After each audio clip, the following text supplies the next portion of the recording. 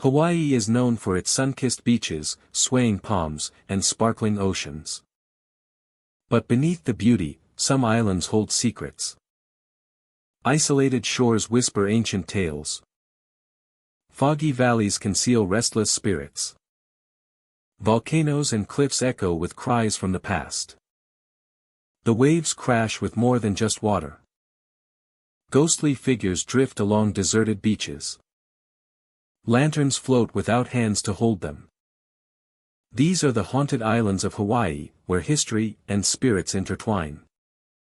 Tonight, we sail across 20 islands that are more than paradisia, they are home to lingering souls. Aloha, my friend. Thank you for joining me tonight as we explore 20 of the most haunted islands in Hawaii. These islands have witnessed centuries of life, love, and sometimes tragedy. Some spirits are ancient, tied to legends of the islands. Some are recent, bound by sudden death or betrayal. Some roam the beaches at night, while others appear in forests, caves, or abandoned villages. Imagine standing on a quiet beach.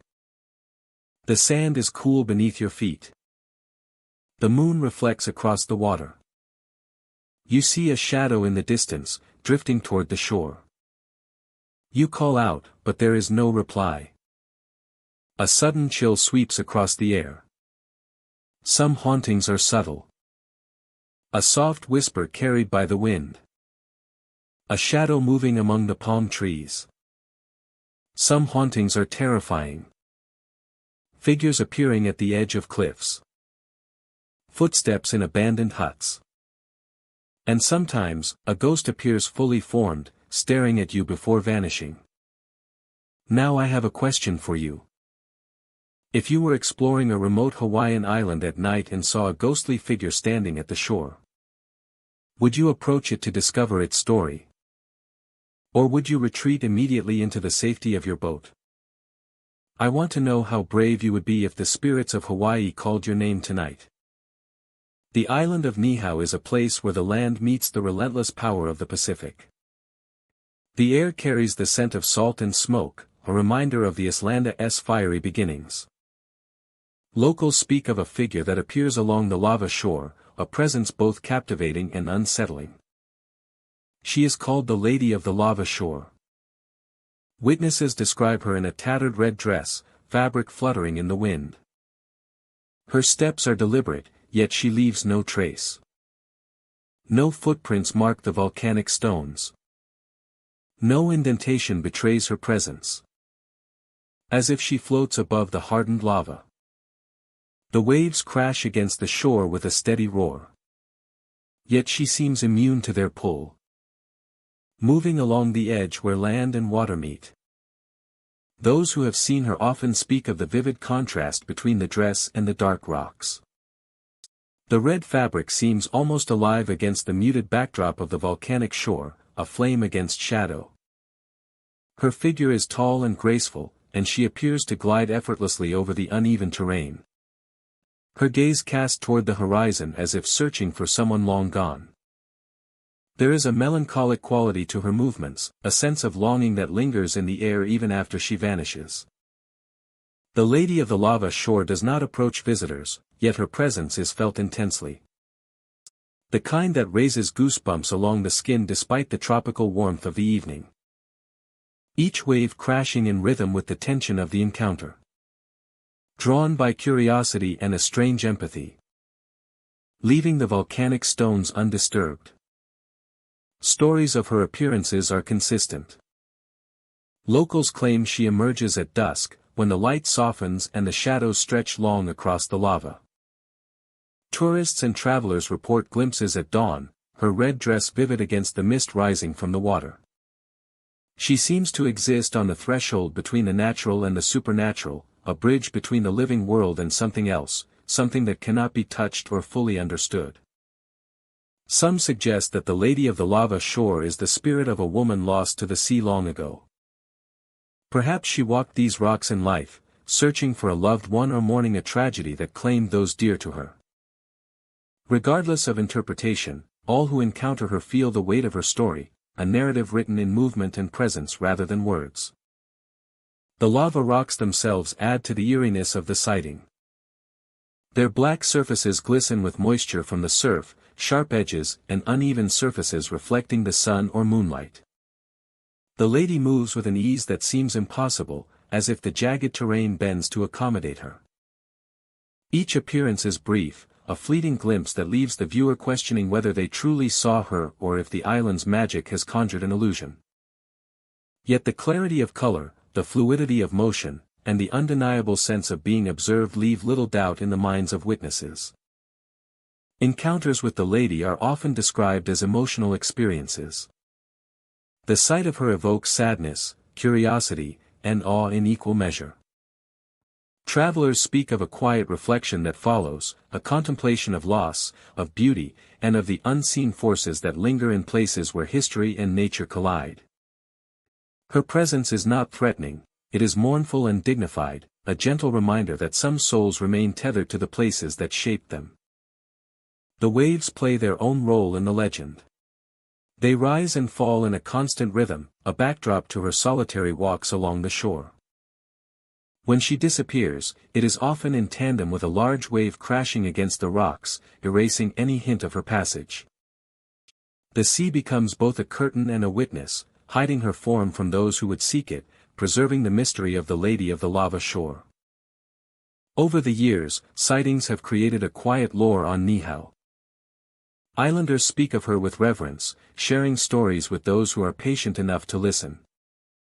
Photographs are rare, as the lady is elusive, and no image fully captures the vivid red of her dress or the ethereal quality of her movement.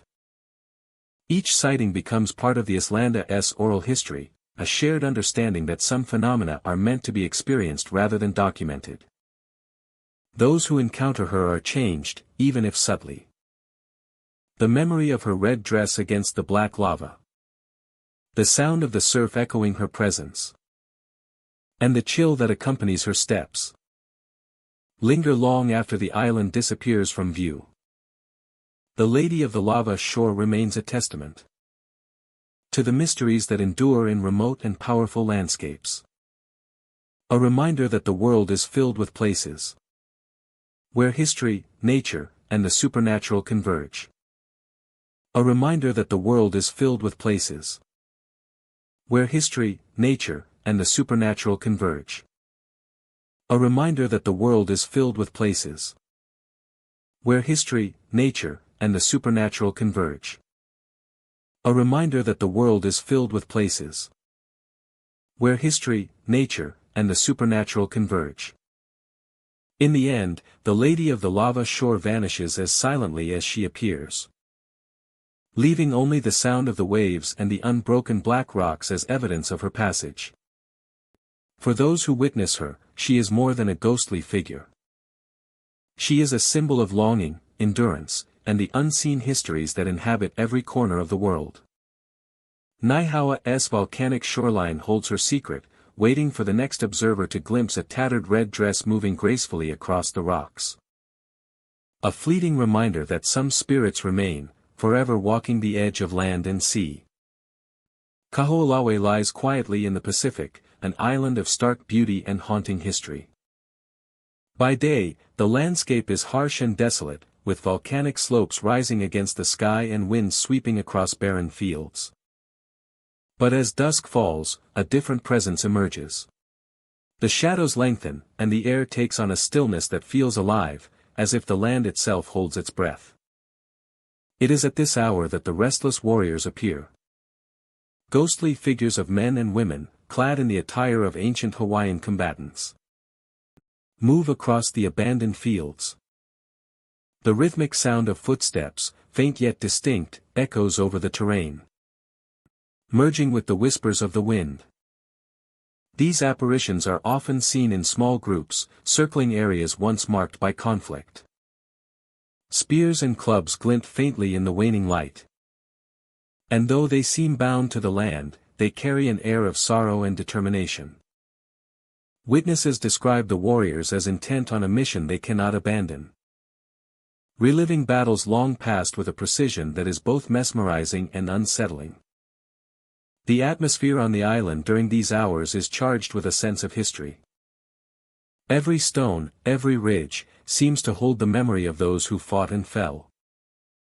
Observers speak of an energy that presses upon them, heavy yet reverent. As if the spirits of the warriors are both guardians and echoes of a time when the island was alive with human struggle and resilience. Sightings vary. Sometimes the warriors appear in the open fields, their figures moving with the grace and discipline of practiced soldiers. Other times, they emerge from behind rocky outcrops, disappearing into the shadows as if they were never there. Their presence is accompanied by subtle, almost imperceptible sounds of the clash of imagined weapons, the soft murmur of orders being given, the shuffle of feet over dry grass. There is no malice in their movements. They do not seek to harm the living. Rather, they are bound to the memories of their own lives. Trapped in a cycle of vigilance and duty. Those who witness them report a profound sense of respect. A recognition of the weight of history and the enduring spirit of the warriors who once defended this land. The isolation of Kahoolawe enhances the access to the island is limited, and its terrain is rugged and unforgiving. Visitors often describe a feeling of stepping into another world. One where time folds back upon itself and the past can be glimpsed in fleeting moments. The warriors appear without warning, a sudden. Local stories and oral history speak of battles, sacrifices, and the unyielding courage of those who inhabited the island centuries ago. The restless warriors are said to embody these legacies, replaying moments of strategy and combat, their spirits forever intertwined with the land they once protected.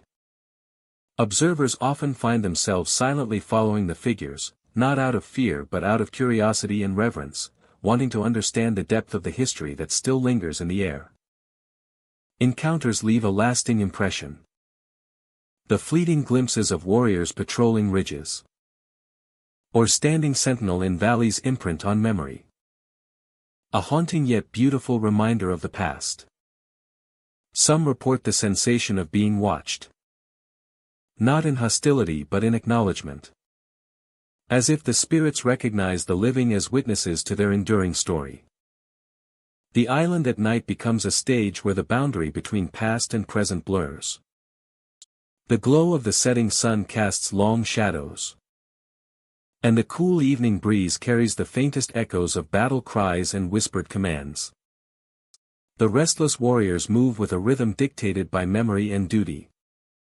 Their forms occasionally illuminated by the shifting light, only to fade once again into the surrounding darkness. Kahoolawe's history as a place of both conflict and reverence ensures that the presence of these warriors is more than mere legend. Visitors and historians alike speak of an energy that feels alive, a connection to a time when courage and loyalty were tested against the backdrop of survival and defense. The spirits of the warriors are not confined by death, they are a living memory of the island's past, a spectral testimony to the resilience and valor of those who came before. Combine to create conditions in which the supernatural seems plausible. Often describe a mix of awe and unease. And that the echoes of the past may still roam where history was most fiercely lived. As night deepens, the warriors gradually vanish, their patrols ending with the retreat of the light. The fields become silent once more, yet the presence of the spirits lingers. The rustle of leaves and the shifting shadows seem imbued with memory, carrying a story of courage, struggle, and eternal vigilance. Those who have witnessed the restless warriors leave the island with a sense of having glimpsed something profound, a connection to a past that refuses to be forgotten. Kahoolawe remains a place where history and legend intertwine. The restless warriors patrol in silence, invisible to many, yet ever present to those who observe. Their presence is a reminder that the past is never truly gone. And that the spirits of those who lived with honor and courage may continue to walk the land. Guarding, reliving, and reminding the living of the legacy they left behind. Molokai is a land of dense forests, rolling hills, and hidden valleys where the wind carries secrets from one corner of the island to another. The forests are quiet for much of the day, but as the sun dips toward the horizon, a different sound emerges. Visitors speak of a child crying, a plaintive and sorrowful wail that echoes through the trees. The sound is haunting, soft at first, then growing louder as one moves closer, yet no figure can ever be seen. Those who have ventured into the forests report that the crying seems to come from all directions at once. Leaves rustle as if disturbed by an unseen presence. Shadows shift with no discernible source. And the feeling of being watched becomes overwhelming. The Childa's voice is sorrowful, filled with longing. And it resonates with anyone who listens. It is a sound that evokes empathy, unease, and the unshakable sense that something is not as it should be. The first encounters are often disorienting. Walkers hear the cry as a faint whisper, almost blending with the natural sounds of the forest. When the observer attempts to locate the child, the crying seems to move further away, yet simultaneously grows louder. The phenomenon is not threatening in a physical sense, yet it creates an intense emotional impact that lingers long after leaving the area. Some visitors describe the experience as surreal. The forest appears familiar, yet the sound transforms it, altering perception and blurring the line between reality and imagination. The crying does not respond to light, movement, or calls. Flashlights reveal empty clearings, and footsteps meet no reply, except for the continued lament of the unseen child. The phenomenon seems to exist independently of human presence. A persistent echo in the natural world that refuses explanation. Local lore adds depth to the mystery. Tales of lost children, spirits bound to the forests. Spirits bound to the forests, and past tragedies circulate quietly among the island's residents.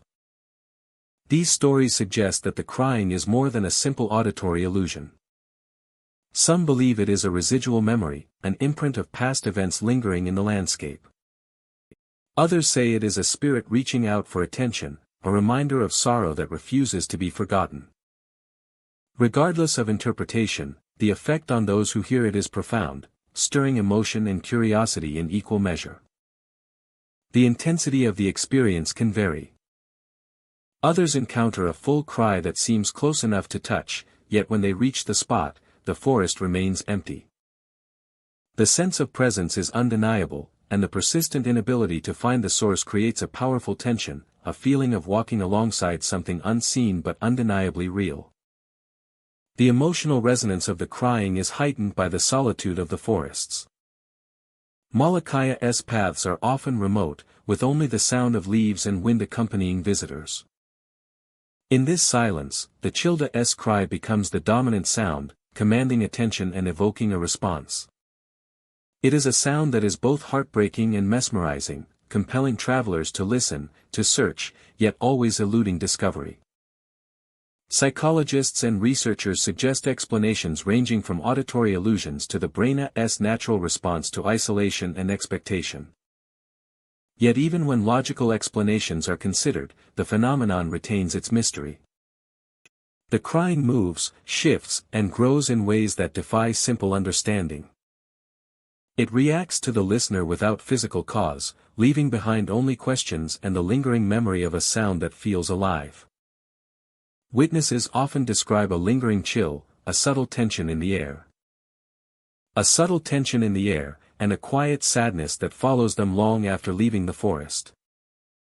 The phenomenon is ephemeral, yet memorable, leaving an impression that merges with the natural beauty of the island. Those who experience it speak of returning to Molokai not only for its landscapes but for the haunting echo that resonates deep within the forests. For the haunting echo that resonates deep within the forests.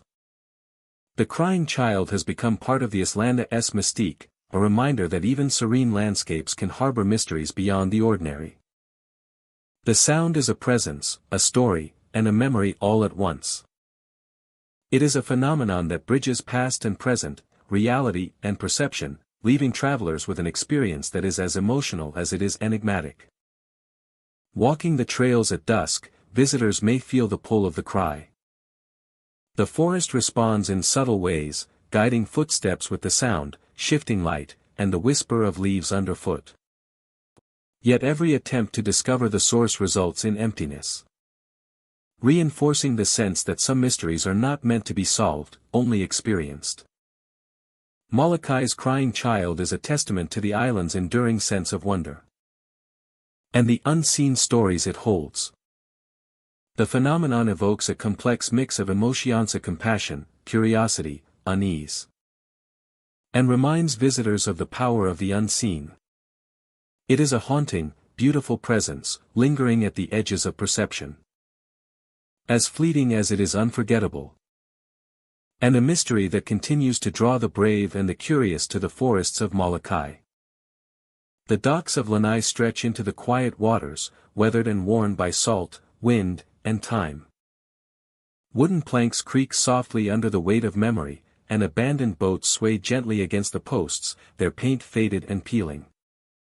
The air carries the faint scent of the ocean, mingling with the aroma of damp wood and seaweed. At dusk, the harbor takes on an eerie stillness, as if holding its breath, waiting for something that will never come. It is here that the phantom sailor is said to appear. Witnesses describe a figure drifting along the empty docks, clothed in a sailor's garb that seems to shimmer faintly in the fading light.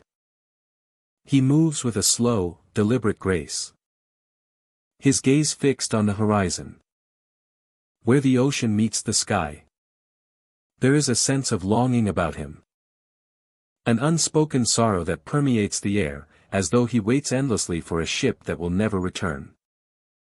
The presence of the sailor is subtle at first. A soft shuffle of footsteps across wooden boards, a shadow moving against the backdrop of twilight, or the faint reflection of a figure in the water. Those who have encountered him speak of a chill that rises from the docks, brushing their skin with the cold touch of the past. It is not a threatening presence, but one that inspires awe and melancholy. A reminder of lives intertwined with the sea and lost to its depths. Stories of the phantom sailor are varied, yet each carries the same tone of quiet tragedy. Some say he belonged to a crew caught in a sudden storm decades ago, never making it back to port. Others believe he is the spirit of a lone mariner who spent years navigating the Pacific, returning to these shores in memory if not in life. The docks of Lanai, abandoned and still, serve as a stage for his vigil, the remnants of the maritime world he once knew echoing in every creak of the wood and ripple of the water. Visitors often describe the experience in sensory terms. The sound of waves lapping against the pilings is different near him, sharper, almost like the ocean itself is whispering secrets. The wind carries subtle voices, unintelligible yet unmistakable in their presence. Lanterns from distant houses or ships appear to flicker in response to his movement, casting long, shifting shadows that seem to dance along the planks. Even in the brightest daylight, the docks hold a weight, a sense of history suspended in the air. The phantom sailor's gaze is often noted by those who claim to have seen him. Eyes fixed on the horizon, unwavering and expectant, as though anticipating a vessel that will appear any moment. There is a loneliness in this watch, a devotion that defies the constraints of time. Some observers feel compelled to approach, drawn by a mixture of curiosity and empathy, yet the figure never reacts to human presence. He remains locked in his vigil, a silent sentinel of the past, separated from the world of the living yet deeply intertwined with it. Encounters vary in duration and intensity. Some are longer, moments spent standing on the docks, feeling the air thicken with presence, listening to the ocean speak in ways both familiar and strange. Many report a lingering sense of the sailor even after he disappears. A subtle pull in memory, the feeling that the docks themselves carry his watchfulness long after visitors have left. The history of Lanai's maritime past feeds into these experiences. Once a hub for fishing and small trade, the harbor saw countless vessels and crews depart into the Pacific, some never returning. The phantom sailor is often linked to these stories. His vigil a symbolic connection to those lost at sea. Local lore maintains that he is a protector. A memory preserved. Reminding all who visit of the fragility of life on the water. And the enduring power of devotion. Evenings at the docks take on a surreal quality. And the mist rising from the sea. And the sound of distant gulls punctuates the quiet. A liminal space where the living and the spectral intersect, and where time itself feels suspended. Those who leave the docks speak of an impression that lingers, an understanding that the phantom sailor is both part of the landscape and separate from it. The ocean continues its endless rhythm, waves rising and falling with a timeless certainty, while the sailor's vigil persists, a silent witness to the passage of years. His story is not one of terror, but of memory, longing, and the quiet persistence of the human spirit tied to the sea. In the stillness of night, when the moon reflects on the dark water, and the wind carries the faint scent of salt and thyme, the phantom sailor remains. He drifts along the empty docks, gazing at the endless horizon, bound to a world of water and sky, waiting for a ship that will never return. To those who witness him, the experience is unforgettable. A reminder that some spirits are not restless out of anger or fear, but out of devotion, a presence that endures as a bridge between the living and the stories that the sea refuses to release. The island of Maui is known for its lush landscapes, golden beaches, and the quiet whispers of the wind through the palms. Yet beneath the natural beauty lies a story that has lingered for generations, a tale of love and tragedy that refuses to rest. At the heart of this story is the vanishing bride, a spirit said to roam the halls of an old chapel perched on a cliff overlooking the sea. The chapel itself is weathered by time, its wooden beams darkened by age. And its stone walls etched with cracks that trace the passage of countless storms. The stained glass windows catch the sun in patterns that seem almost alive. It is here that the bride appears, an apparition frozen in the final moments of a life that should have begun with celebration. Witnesses describe her as wearing a wedding gown, once white but now faded and marred, as if the fabric carries the weight of sorrow. The dress flows around her as she moves, brushing the chapel floor silently. She walks slowly, deliberately, as though retracing steps she never fully completed, a silent echo of the life she was denied. The atmosphere around her is heavy with melancholy. Visitors feel a chill even on warm days, an inexplicable weight that presses on the chest. Some report hearing soft sobs, muffled yet clear enough to pierce the quiet of the chapel. Others notice the faint scent of flowers, once part of her bouquet, lingering in the air as she passes. The vanishing bride does not speak or acknowledge those who see her.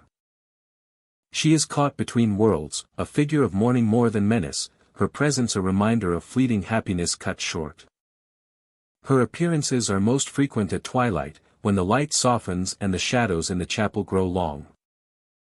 The glow from the windows casts a somber hue on the walls, illuminating dust motes that drift like tiny spirits themselves. In this dim light, the bride becomes even more ethereal, her gown catching the fading sun, making her seem almost translucent.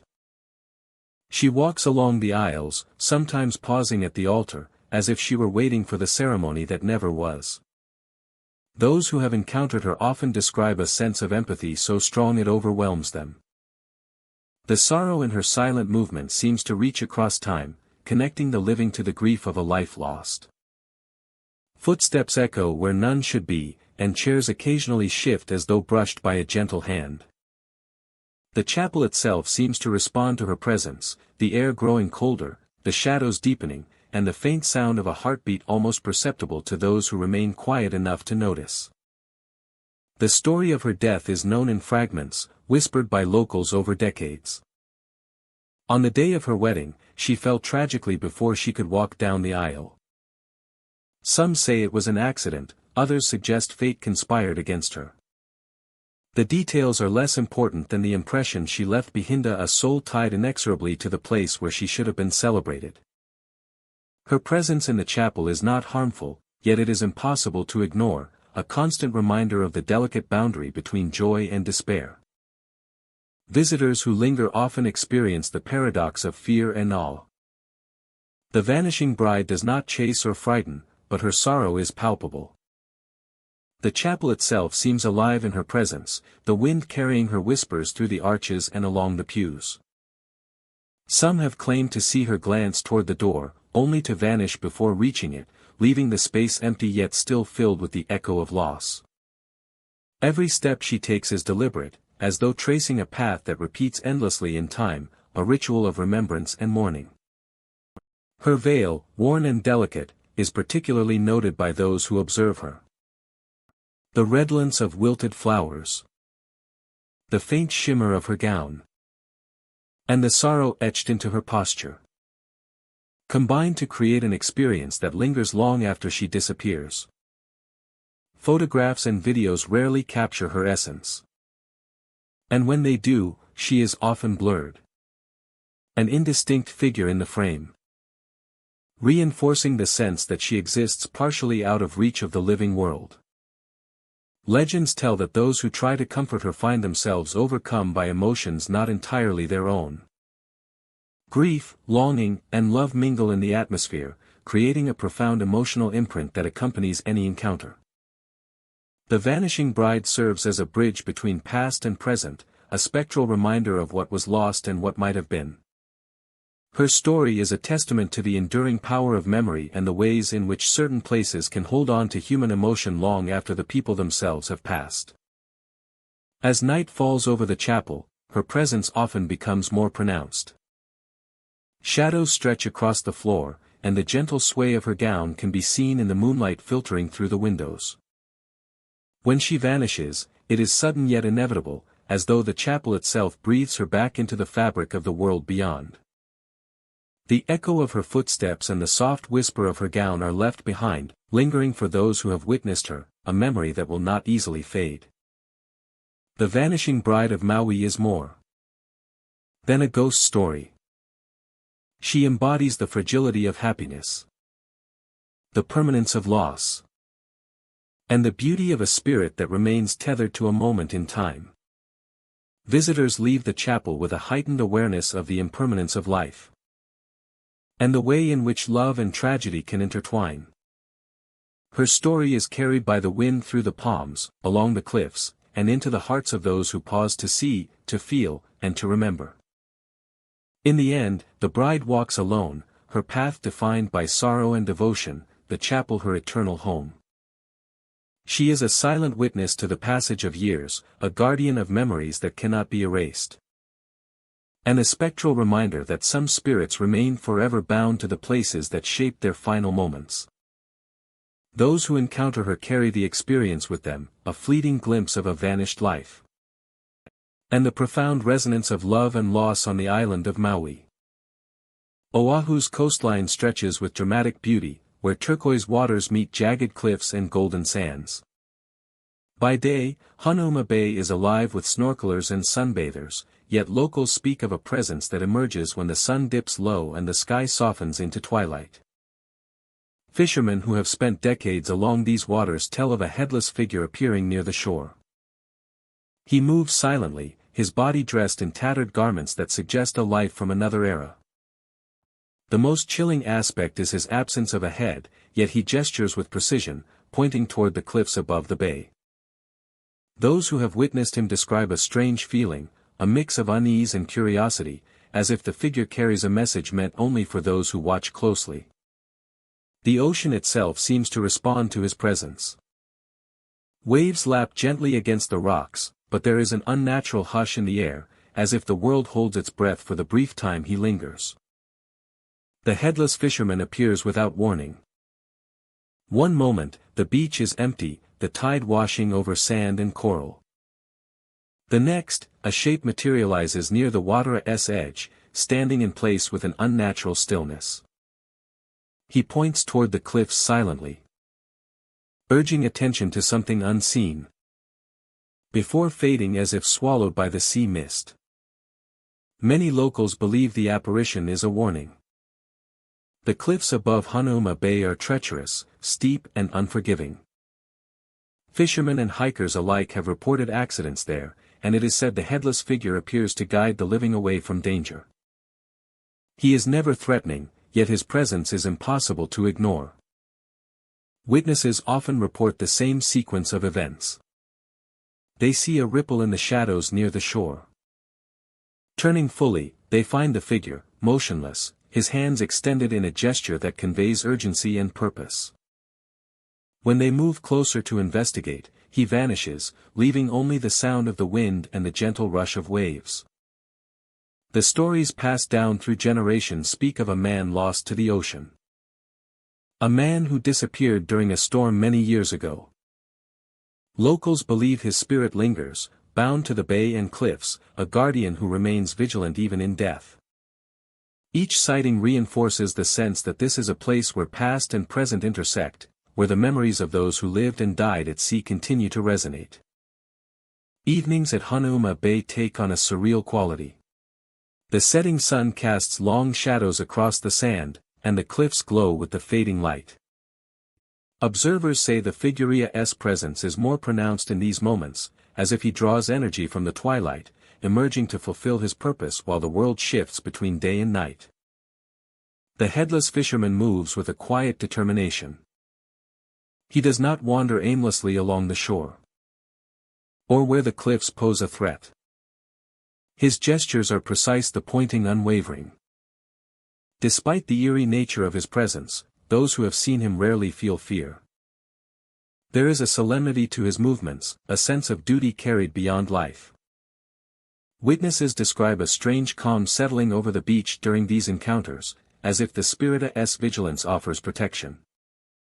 The headless fisherman is not a malevolent force but a silent sentinel, a spectral guardian of the bay and its people. The apparition has been observed in all seasons. Rainy weather adds a mist that seems to blur the boundaries between sea and sky, enhancing the illusion of the figure's emergence. On clear nights, the glow of the moon across the water casts a pale light on his form, illuminating the contours of his shoulders and the extension of his arms as he points. In both cases, the moment is fleeting, lasting only seconds before he disappears into nothingness. Stories of the headless fisherman serve as cautionary tales for those who visit the bay. They remind people to respect the power of the ocean, to remain mindful of the cliffs, and to honor the legacy of those who made their lives upon these waters. For those who have encountered him, the experience is both haunting and awe-inspiring, a reminder that some spirits continue to watch, even when unseen. Over the years, accounts have remained remarkably consistent. The figure appears alone, near the tide line, and always points toward the cliffs. Before vanishing. There are no variations that suggest misperception. And the phenomenon has been reported by multiple generations of fishermen and hikers alike. The repetition of these encounters lends weight to the legend, reinforcing the belief that this is a true spectral presence tied to the bay. The headless fisherman remains one of Oahua's most enduring mysteries.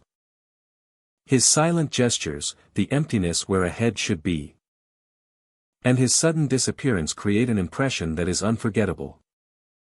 Visitors who have witnessed him leave with a sense of having glimpsed a fragment of the past. A reminder that the island holds stories beyond what can be read or heard. And that some spirits remain bound to the places they knew in life. And that some mysteries will forever remain unsolved. Hanauma Bay is transformed in the eyes of those who know the legend. Its beauty is accompanied by an awareness of unseen watchers and lingering spirits. The headless fisherman, standing at the edge of the tide, gestures silently to the cliffs. A reminder of lives intertwined with the ocean and the enduring power of the past. Each sighting is fleeting, yet it leaves an imprint that endures. A ghostly sentinel guiding those who tread near the cliffs. In the quiet moments of dusk, when the waves reflect the colors of the setting sun, and the cliffs are tinged with golden light. A presence both chilling and protective, a spectral echo of Oahua's history. A guardian of the bay, pointing silently toward danger, and disappearing as mysteriously as he arrived. The big island of Hawaii is a land of fire and shadow, where molten rivers carve paths through blackened rock. And the earth itself seems alive with hidden energy. By day, the volcanoes command attention with their vast slopes, steaming vents, and glowing craters. But at night, the islands take on an entirely different character. Shadows move along the volcanic slopes, figures climbing in silence toward the summit, appearing and vanishing in the glow of flowing lava. The big island of Hawaii is a land of fire and shadow. Travelers and locals alike speak of these shadowy forms with a mixture of awe and unease.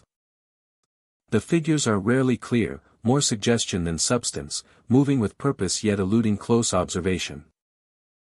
Their ascent is slow and deliberate, almost ritualistic, yet they leave no footprints or disturbance in the hardened lava fields. As the red and orange light of molten rock illuminates the slopes, the silhouettes are visible for fleeting moments, then vanish as if swallowed by the night itself. The experience of witnessing these shadow figures is both mesmerizing and unsettling. The volcanic terrain is treacherous, with jagged rocks, sudden drops, and shifting ground.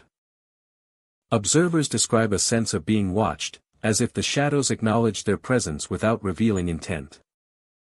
The glow of lava casts eerie highlights, exaggerating the shapes and creating a constantly shifting landscape that seems alive. Each movement of the shadow figures appears deliberate, yet their purpose remains a mystery, an enigma that lingers in the minds of those who see them. Some suggest that the shadows are the remnants of ancient travelers or guardians of the volcanic peaks, spirits bound to the land for reasons unknown. Others interpret them as echoes of human activity, residual energy replaying moments from the past. Whatever the explanation, the effect is immediate. The volcanic slopes feel alive with presence, and the boundary between the natural and supernatural seems to blur. Night climbers report a tension in the air, a quiet electricity that sets the hair on end and makes the observer acutely aware of their own vulnerability in the vast darkness. The terrain itself contributes to the phenomenon. Witnesses describe consistent shapes, movement patterns, and timing, reinforcing the impression that the shadows are more than a trick of the eye. The interplay between firelight and darkness magnifies every detail, turning ordinary rocks and ridges into animated silhouettes that seem to ascend toward the summit with determination. The presence of the shadow figures also carries an emotional weight. The sight evokes awe and a primal respect for the volcanic landscape. But it is coupled with a subtle fear. A recognition that humans are not the sole actors in this ancient terrain. Observers feel the pull of the slopes, the allure of the glowing summit, and the intangible sense that the shadows are guiding or challenging those who dare to watch. The experience is immersive, enveloping both mind and senses, and leaving a lingering impression long after leaving the volcanic slopes behind. There are reports of sounds accompanying the visual phenomenon. The faint hiss of steam, the crackle of cooling lava, and the occasional rumble from deep within the volcano create an auditory backdrop. The air feels charged with energy, a low vibration that can be felt as well as heard, heightening the sense that something unseen is moving among the volcanic formations. Those who stand silently on ridges at night describe an almost meditative awareness, as if the landscape itself is alive and attentive to their observation. The phenomenon is not limited to any single slope or summit. Observers across different parts of the island describe similar encounters, each with unique details but the same fundamental pattern. Shadowy figures ascending volcanic slopes at night, visible only for moments before disappearing into the glow of molten rock. The consistency of these reports has led to cautious fascination among locals, scientists, and adventurous travelers, all intrigued by a mystery that defies conventional explanation. Even for those who do not see the figures directly, the volcanic night carries an aura of presence. The glowing lava fields, steaming vents, and stark silhouettes of ridges combine to create an environment where imagination and reality intertwine. The sense of something moving in the shadows is palpable, whether perceived visually, orally, or intuitively. The experience is not frightening in a conventional sense, but it evokes a deep, reverential awareness of the power and mystery of the volcanic landscape. The shadow figures of Hawaii's Big Island are a testament to the enduring power of natural phenomena to evoke wonder and curiosity. They are an intersection of fire, rock, light, and darkness. A reminder that the earth holds stories that cannot be fully understood or captured. For those who witness the ascent of these figures toward the glowing summit, the encounter is unforgettable, a fleeting glimpse of something beyond ordinary perception. A silent testament to the living spirit of the island and the mysteries that dwell within its volcanic heart. Walking the slopes at night, the viewer becomes a part of the landscape, a witness to a performance as old as the island itself. Shadows move, figures climb, and the glow of molten rock paints a scene both terrifying and beautiful. The experience lingers, etched into memory, leaving the observer with a profound sense of connection to the volcanic terrain and the unseen forces that move within it. Hawaii's shadow volcano is more than a natural spectacle, it is an enduring enigma, a living story told in light and shadow, waiting for those willing to witness its quiet, mysterious ascent. The paths of Kauai wind through dense foliage and quiet valleys, shaded by towering palms and the lingering mist of the Islanda's rainforests. At night, the world seems to hold its breath, the only sounds the distant call of birds settling for the evening and the soft rustle of leaves in the wind. She moves with a grace that is almost unnatural, her form illuminated softly by the light she carries. The glow casts long, shifting shadows across the trees and stones, creating shapes that seem to dance at the edge of perception. Those who encounter her often describe an eerie serenity, a quiet that feels alive, as though the forest itself is holding back its secrets for her alone. Following her is both mesmerizing and unsettling, a delicate balance of curiosity and fear. The lantern woman does not speak, yet those who walk behind her claim to hear whispers in a language unfamiliar to the modern ear. The words are not threatening, but they carry weight, as if telling stories long forgotten or offering guidance from a time when the land was young. Her presence is not malevolent, it is as if she exists to guide, to remind, and to watch, preserving traditions that have faded with the passage of time. Encounters with the lantern woman vary in intensity. Sometimes, she appears at a distance, her lantern bobbing gently between the trees, almost beckoning observers to follow. Other times, she seems impossibly close, gliding alongside without making a sound, the warmth of her presence tinged with an inexplicable chill. Many who have followed her report feeling a connection to something ancient, a thread that links them to the history of the island, its people, and the unseen energies that linger in the landscape. The origins of the lantern woman are woven into the oral histories of Kauai. Some stories suggest she was once a woman who tended the Islanda's paths at night, lighting lanterns for travelers to ensure they reached their destinations safely. Others claim she is a guardian of lost souls, a spectral guide for those who wander too far into the dense forests or misty valleys. Regardless of her origin, the lantern woman embodies the intersection of memory, mystery, and the natural world, a presence both comforting and uncanny. Witnesses often describe the sensory details of their encounters. The lantern she carries emits a soft, golden glow that seems to pulse slightly, as if breathing with life. The air around her feels different, cooler, and charged with an energy that is difficult to describe. Occasionally, the faint scent of flowers or damp earth accompanies her passage, as though the forest itself participates in her nightly journey. Every movement is deliberate, measured, and graceful, giving the impression that she moves not according to earthly constraints but in harmony with the rhythms of the island. The whispers are perhaps the most haunting aspect of her presence. They are melodic, carrying a cadence that hints at meaning even when the words are not understood. Some travelers report feeling compelled to listen closely, as if fragments of ancient knowledge or warnings are embedded within them. Others feel a deep sense of peace, a reassurance that despite the shadows and isolation, there is guidance available for those who seek it. The language of the whispers is a bridge to the past, a living connection to a culture and time that continues to resonate through the land. As the night deepens, the lantern woman's journey often leads her to open clearings, riverbanks, or secluded paths. She pauses sometimes, her lantern casting a wider circle of light, as though observing or contemplating. Those who have paused too long in her presence often report a subtle feeling of time stretching, a perception that minutes may be hours or hours may be moments. The forest itself seems to acknowledge her, and by extension, those who follow, creating a liminal space where the veil between past and present feels thin. The end of the encounter is as mysterious as the beginning. Travelers who have followed the lantern woman often find her vanishing suddenly. Leaving the trail empty, the lantern's glow extinguished as if it had never existed. A lingering sense of calm or reflection remains, accompanied by faint traces of whispers that seem to fade with the wind. The forest returns to its natural quiet. But the memory of her presence, the light, and the voice remains vivid, leaving an impression that persists long after leaving the paths of Kauai.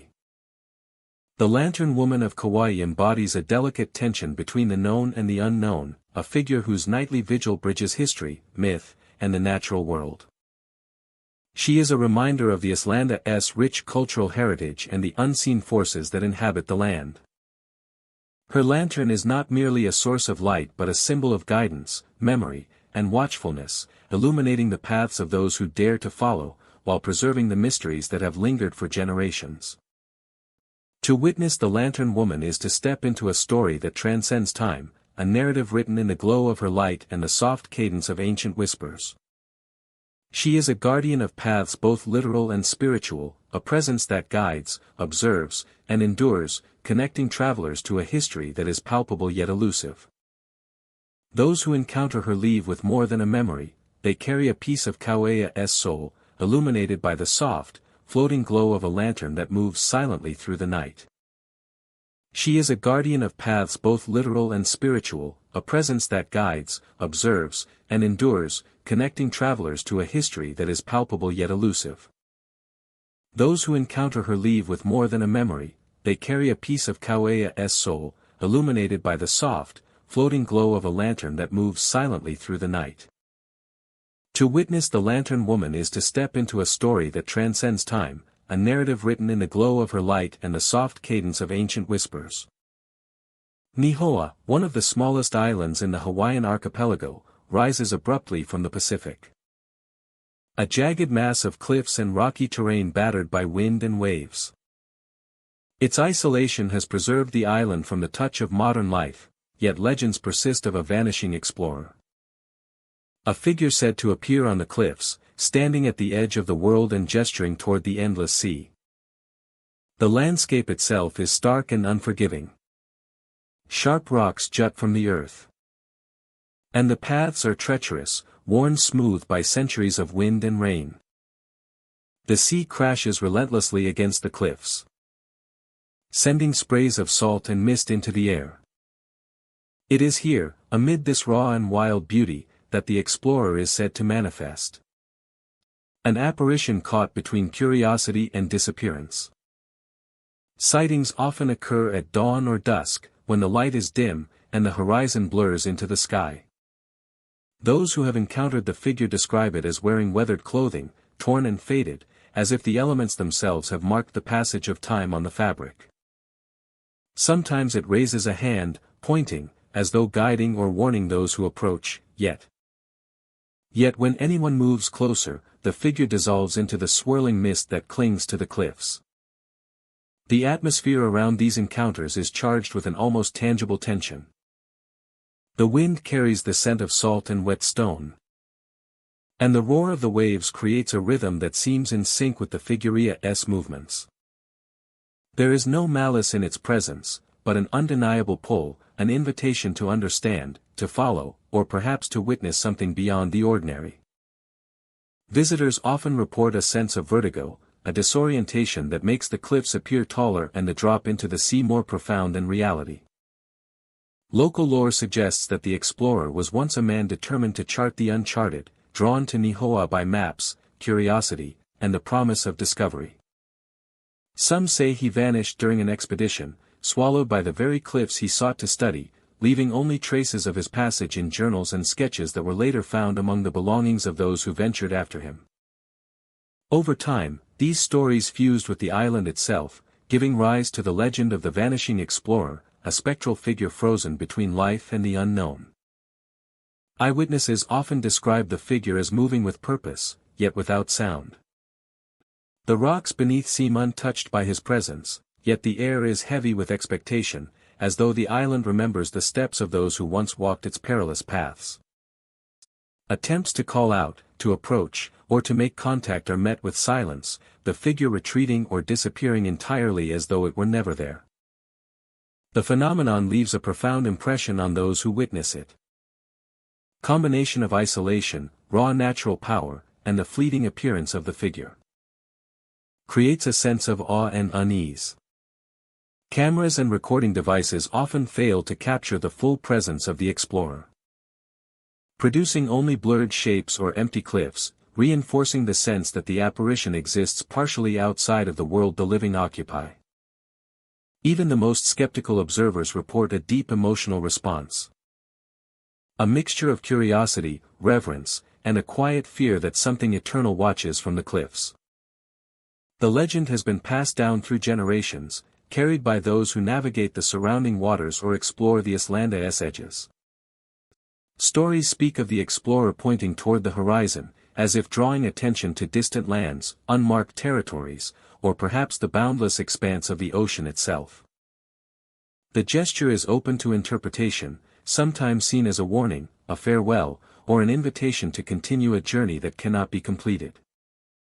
Each sighting adds another layer to the mystery, blending human ambition, natural beauty, and the haunting persistence of memory. Nightfall on Nihoa transforms the island further. The cliffs become silhouettes against the darkened sky, and the waves grow louder in the absence of daylight. It is in these quiet hours that the vanishing explorer is said to appear most vividly. The mist thickens, moving like living fingers across the stone.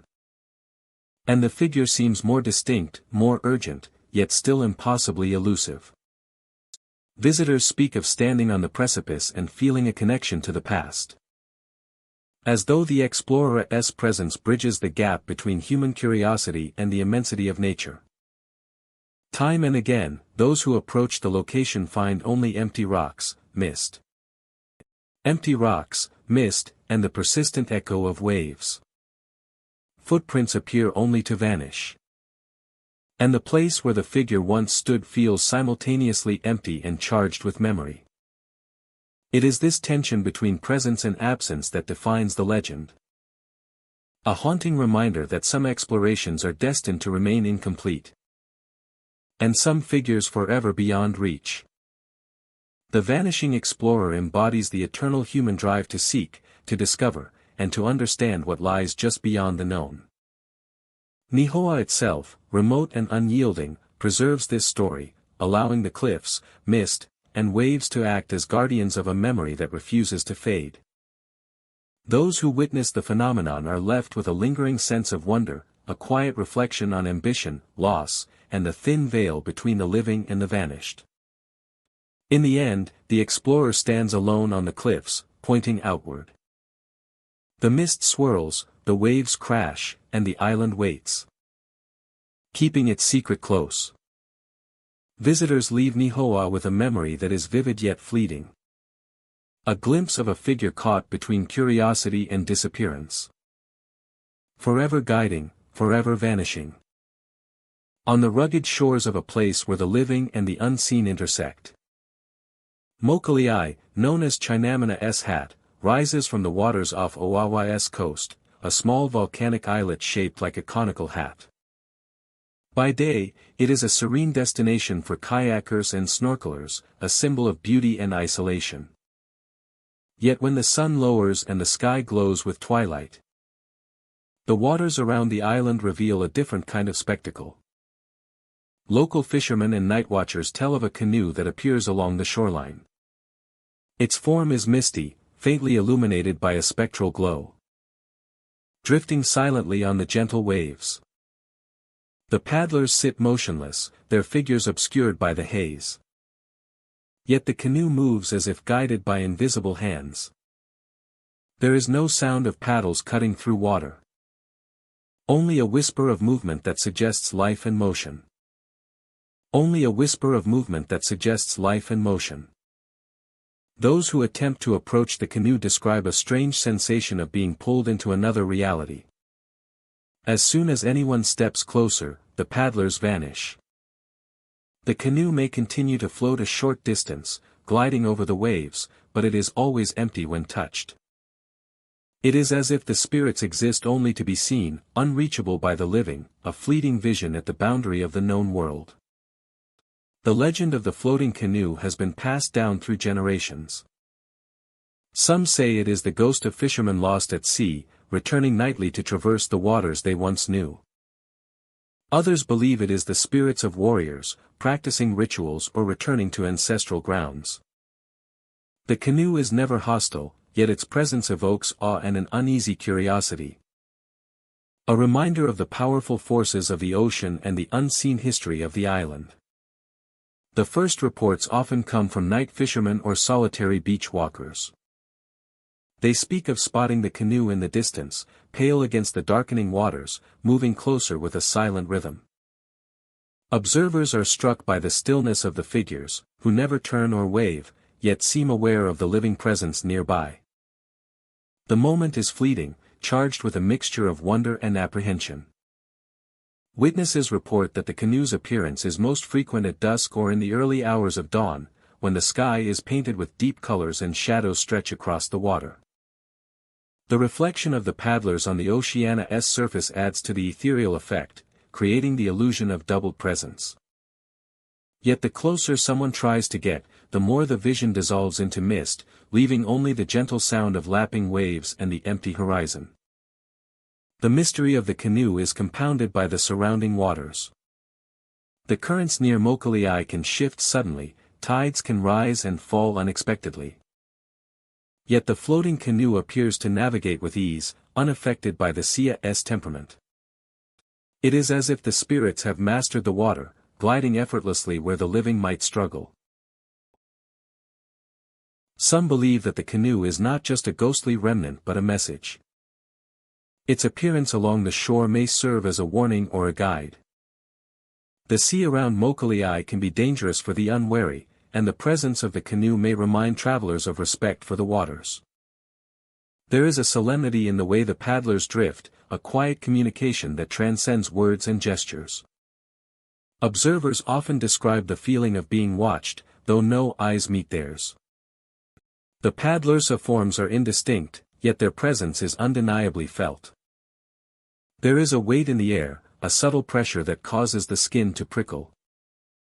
A sensation that the canoe and its occupants are aware of the living nearby. The floating canoe has been sighted in various weather conditions. On calm nights, it glides smoothly over glassy waters. Almost like a painting in motion. During mist or light rain, its form is more ephemeral, blending with fog and shadow. Appearing and disappearing like a reflection in water. Each encounter reinforces the notion that this is not a trick of the eye but a persistent, unexplained phenomenon. For those who witness it, the experience leaves a lasting impression. The canoe becomes a symbol of the boundary between the living and the spirit world. A reminder of the island's deep history and the forces that remain beyond human understanding. Some return night after night, hoping to glimpse the paddlers once more. Yet always find themselves met with the same fleeting, mystical presence. Stories describe the canoe drifting along the shoreline, coming close enough to see details of the paddlers' forms, yet never close enough to touch. The effect is mesmerizing, almost hypnotic, as if the viewer is suspended in a moment outside of time. The water carries the canoe silently, a spectral rhythm that draws attention and commands respect. The legend continues to grow as more people witness the phenomenon. Each report adds nuance, describing slight variations in the paddlers' silhouettes, the glow of the canoe, or the way the waves interact with it. Yet the essential mystery remains unchanged. The ghostly canoe appears, drifts silently, and vanishes when approached, a fleeting glimpse of a world beyond human reach. Mokali and its floating canoe remind visitors that the ocean holds stories and spirits unseen. The ethereal paddlers are neither threatening nor malevolent, but their presence is undeniable, an enduring connection to the Islanda's past. The canoe drifts as it has for generations, a spectral reminder of lives intertwined with the sea, forever eluding those who seek to reach it, yet leaving a lasting impression on all who witness its silent voyage. In the quiet hours when the sky fades from color to darkness, the floating canoe may appear again near Mokali, moving without sound, carrying the mystery of the past across the waters. Those who see it are reminded of the power of the ocean, the enduring presence of spirits, and the delicate line between what is seen and what remains just beyond reach. Molokini is a crescent-shaped volcanic crater rising from the turquoise waters of Hawaii, a place of beauty and mystery. By day, it is a paradise for snorkelers and divers, with coral gardens and schools of fish creating a vibrant underwater world. But at night, the atmosphere changes, and a different kind of presence is said to emerge from the depths. A voice, haunting and mournful, carries over the water, singing chants that seem both ancient and sorrowful. Local fishermen and night divers speak of the singing with reverence and unease. The voice is unlike anything heard during the day, resonant and ethereal, drifting across the waves, with a rhythm that feels deliberate and mournful. Observers report that the sound seems to come from beneath the surface, as if the ocean itself is producing a lament for something long forgotten. The song is soft but unmistakable, cutting through the gentle lapping of the water and the whisper of the night wind. Divers who venture near the center of the crater at night sometimes catch glimpses of a figure beneath the surface. It moves gracefully, almost floating, and is visible for only moments before vanishing as though it dissolves into the water itself. The figure is often described as human-like in shape, but its presence feels otherworldly, its movements too fluid to belong to any ordinary swimmer. Witnesses speak of a simultaneous feeling of sadness and awe, a recognition that they are in the presence of something beyond normal understanding. The interplay between the singing and the figure beneath the water creates a sense of ritual. As if the ghostly presence is performing a task, a lament carried across time and space. The voice rises and falls with the movement of the waves, echoing across the crater, and blending with the natural sounds of the ocean at night. The experience is immersive, enveloping both the ears and the mind, drawing the listener into a world where reality and mystery coexist. Those who have encountered the singing ghost describe the environment in vivid detail. The water at night is dark and reflective, mirroring the stars above, while the gentle swell of the waves creates ripples that catch the moonlight. Shadows move beneath the surface, hinting at hidden forms, and the occasional flicker of bioluminescent fish adds fleeting light to the otherwise darkened waters. Every sight and sound seems intensified, as if the crater itself is alive with unseen energy. The phenomenon is not confined to a single night or a single observer. Multiple accounts describe the same pattern, the mournful singing carrying across the water, the fleeting glimpse of a submerged figure, and the eerie silence that follows when the voice ceases. Some speculate that the presence is tied to historical events, a spirit mourning a tragedy that occurred long ago in these waters. Others suggest it is a guardian of the crater, a sentinel watching over the fragile ecosystem, manifesting in a form perceptible only to those who come close. Manifesting in a form perceptible only to those who come close. Manifesting in a form perceptible only to those who come close. The emotional impact of encountering the singing ghost is profound. Witnesses report a mix of fear, respect, and melancholy, a recognition that the world beneath the surface is vast and largely unknowable. The voice, soft yet commanding, evokes memories and feelings that seem older than human memory, reaching into something primal and timeless. Observers often describe feeling a connection to the figure beneath the water, a silent communication that is both comforting and unsettling. A silent communication that is both comforting and unsettling. Molokini itself contributes to the haunting quality of the experience. The steep underwater slopes conceal movement, allowing the figure to appear and disappear with uncanny precision. The interplay of moonlight, dark water, and shadow adds to the ethereal atmosphere, turning the crater into a stage for a performance that has no beginning or end. Even those who do not see the figure directly report a sense of presence. The water feels charged, the air heavy with an intangible energy. And the sound of the voice leaves a lingering impression long after it fades. Nighttime visitors speak of a quiet reverence. A heightened awareness of their surroundings. And the realization that Molokini is more than a natural wonder. It is a place where human perception meets the mysterious. Where the boundaries between the living world and the unseen are thin and permeable. The singing ghost of Molokini is a reminder that some places carry stories that are not fully explainable. It is a phenomenon that blends sound, movement, and emotion into an experience that is both beautiful and haunting.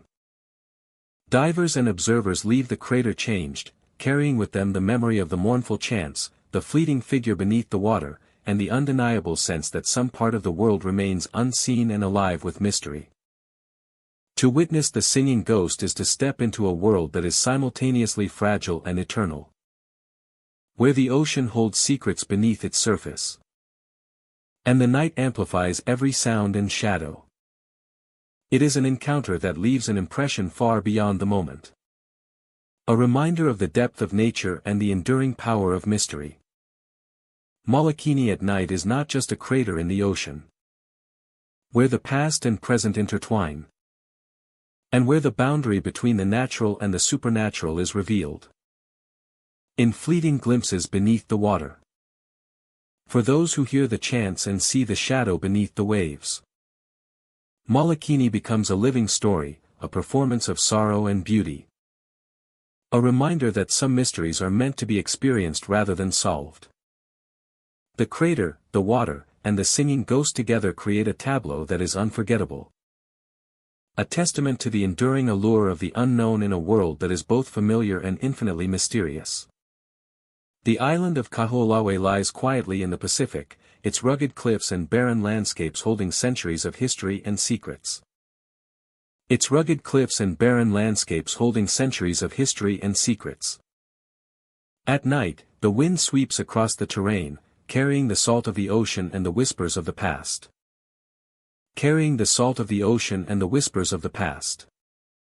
It is along these cliffs that travelers and locals have reported strange occurrences, glowing lights that appear in the darkness, forming circles that flicker and vanish without a trace. Glowing lights that appear in the darkness. Forming circles that flicker and vanish without a trace. The lights are soft yet vivid, hovering just above the rocky ground, shifting in patterns that seem deliberate. Observers describe a warmth emanating from the glow, yet the air remains cool, heavy with the scent of earth and sea. Some say these lights are spirits engaged in ceremonies, ancient rituals repeated in silence, unseen but tangible in their presence. Following the lights is tempting, yet unsettling, as if they exist on the edge of reality, visible only to those attuned to the Islanda's deeper rhythms. Visible only to those attuned to the Islanda's deeper rhythms. Witnesses report a sense of reverence and calm when the lights appear. They move in circles, forming shapes that hint at meaning, patterns that seem to convey stories long forgotten. The effect is mesmerizing, a spectacle of luminous energy that feels alive, as though the spirits themselves are aware of those who watch. It is not frightening in a traditional sense, but it carries a weight, a reminder of the forces that linger in places where time and memory intertwine. The origin of the phantom firelight is steeped in Kahoolawea's history. The island has long been sacred to those who lived there, a place of ceremonies, offerings, and spiritual connection. Legends speak of ancestors who performed rituals on these cliffs, calling upon the elements and the spirits of the land. The lights may be echoes of these rites, the energy of devotion preserved in the landscape, flickering to life in the quiet hours of the night. Travelers describe the lights as moving with intention. They rise and fall, circle and pause, and sometimes scatter across the cliff faces, forming fleeting shapes that are almost human in their geometry. The glow illuminates the rocks in an otherworldly way, casting shadows that shift as if alive, giving the impression of a hidden congregation performing unseen acts. Observers feel both the beauty and the solemnity of the scene, as if witnessing a moment suspended between the past and the present. There is a tactile quality to these encounters. Some visitors claim to feel a subtle vibration in the earth, a rhythm that matches the patterns of the firelight. The cliffs themselves seem to respond, their surfaces reflecting and refracting the glow, creating a kaleidoscope of colors that appears alive and fleeting. The phantom firelight is not always visible. Some nights, the cliffs remain dark and silent. Yet the memory of its appearance lingers for those who have seen it. Others report that the lights seem drawn to human presence, appearing more vividly when someone pauses in contemplation, standing in awe of the landscape. It is as if the spirits themselves recognize the curiosity and respect of the living, granting a fleeting glimpse of their nightly ceremonies. Encounters with the firelight are transformative for many. People describe a feeling of connection, as if touching a thread that links the present with the ancient past. The lights convey a sense of continuity, of traditions that persist beyond physical presence, of rituals whose meaning transcends the human lifespan. The beauty of the glow is tempered by an understanding of its sacredness. A reminder that some aspects of the world are not meant to be possessed, only witnessed and respected. As the night deepens, the lights often fade gradually, circling once more, before dissolving into the darkness. The cliffs return to their natural quiet, the wind carrying the faint echoes of what occurred. Those who have seen the lights leave with a sense of having glimpsed a hidden dimension, a layer of existence intertwined with memory, spirituality, and the unbroken presence of ancestors. The phantom firelight of Kahoolawe is a reminder that the natural world is infused with history and spirit. It illuminates more than just the cliffs, it illuminates the connection between the living and the past, the enduring presence of culture, and the mysteries that endure beyond sight and sound. To witness it is to step into a story that has no end. A luminous narrative written on the edge of time, revealing the island's sacred heart through the soft glow of fires that burn only for those who watch. In the quiet aftermath, the island feels different, charged with a sense of the unseen. The cliffs, the wind, and the lingering glow of memory create an atmosphere that stays with travelers long after they have left the shores of Kahoolawe. The phantom firelight is both a spectacle and a lesson, a vision that bridges centuries, honoring the rituals of the past while inviting the living to bear witness. It is a presence that cannot be captured, only experienced, a reminder that some mysteries belong to the night, to the cliffs, and to the enduring spirits that illuminate them. Lanai, a small Hawaiian island, carries a stillness that feels almost sacred. The streets lie empty under the afternoon sun, with old stone pathways and wooden structures telling stories of lives once vibrant and full. Yet when dusk falls, a presence lingers, subtle and unyielding, hinting at the spirits of those who walked here long ago. The legend speaks of villagers who vanished under mysterious circumstances, leaving behind homes, gardens, and the echo of daily life. Locals report sightings of ghostly figures moving along the deserted streets, their forms translucent yet unmistakably human.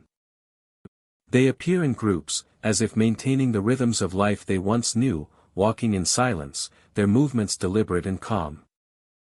Their faces carry an otherworldly serenity, but the eyes betray a deeper emotion.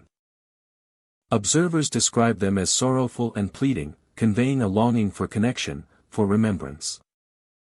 The villagers do not interact aggressively or seek to frighten, yet their presence commands attention, a reminder of the fragility of human existence and the endurance of memory. As night descends, the streets take on a spectral glow under the moonlight. Shadows stretch long across the cobblestones, and a faint breeze carries whispers of voices that seem almost conversational but vanish when approached. The villagers walk past buildings that have long since fallen into disrepair, their movements unbroken by time, bridging the gap between past and present. Those who have encountered the lost villagers often report a mixture. The air feels heavier, charged with a sense of history and unresolved departure. Footsteps seem to echo faintly alongside the living, yet when a witness turns, no one is there. Occasionally, the soft rustle of fabric or the shimmer of an ephemeral silhouette hints at a presence that is at once comforting and sorrowful. The village itself seems to play a role in preserving the spirits. Narrow lanes, stone walls, and abandoned homes create corridors that guide the apparitions. As if the island itself remembers the lives that once flourished. It is said that these ghosts are tied not only to the people but to the land itself, carrying the echoes of generations whose stories were interrupted too soon. Witnesses describe the villagers' appearance in detail. Men in simple shirts and trousers, women in flowing skirts, children walking in small clusters. Their faces are faint but distinct, with expressions of patience and quiet longing. Some report that the figures move with purpose, as if tending to tasks left unfinished. Others seem to drift aimlessly, wandering through the spaces that once defined their daily lives. The phenomenon is not constant, appearing mostly during twilight or on misty mornings when the boundary between reality and legend feels thinnest. Travelers feel an inexplicable chill, a sudden awareness of being watched, yet not threatened. The lost villagers do not demand recognition, but their presence invites reflection, a chance to contemplate lives that were disrupted and the enduring imprint of human existence on a place. Lives that were disrupted and the enduring imprint of human existence on a place. Many who have walked the streets speak of a haunting beauty in these encounters. There is no fear in the faces of the spirits. Only a profound sense of calm interlaced with yearning. Observers feel an emotional pull, as though the villagers are silently asking to be remembered. Their sorrowful eyes seeking acknowledgement of the lives they once led. Stories passed down from locals emphasize respect and reverence for the lost villagers. Attempts to chase or capture them with cameras often fail, producing only blurred images or empty streets. The Islanda's quiet streets serve as a stage for a tableau of memory. A reminder that history lingers where life once thrived. The lost villagers are said to appear near familiar landmarks, old wells, and the remains of communal spaces. Their movements tracing patterns of life that no longer exist. Each sighting deepens the sense of connection to the Islanda's history, offering an intimate glimpse into a world interrupted yet enduring in spectral form. As night deepens, the figures fade gradually into the darkness, leaving the streets empty once more. The moonlight glints off stones, and the wind carries a faint, indistinct murmur. A reminder of the lives once intertwined with the rhythms of Lanai. Visitors leave with an impression of quiet reflection. A memory of calm yet sorrowful faces that linger at the edges of perception. The lost villagers of Lanai embody a bridge between past and present. A living memory etched into the landscape. Their calm presence, sorrowful eyes, and steady movements invite contemplation of lives once lived fully and abruptly interrupted. The island itself preserves this haunting legacy, a testament to the enduring connection between people, place, and the unseen traces of history. Those who return to the streets of Lanai often speak of a lingering sense of respect and awe. The empty roads and silent structures serve as a reminder that even in absence, life leaves echoes. The lost villagers are a quiet testament to memory, grief, and the human need to be remembered. As the wind sweeps through the deserted streets and the night settles over Lanai, the lost villagers vanish, leaving only the soft impressions of footsteps and the quiet weight of history.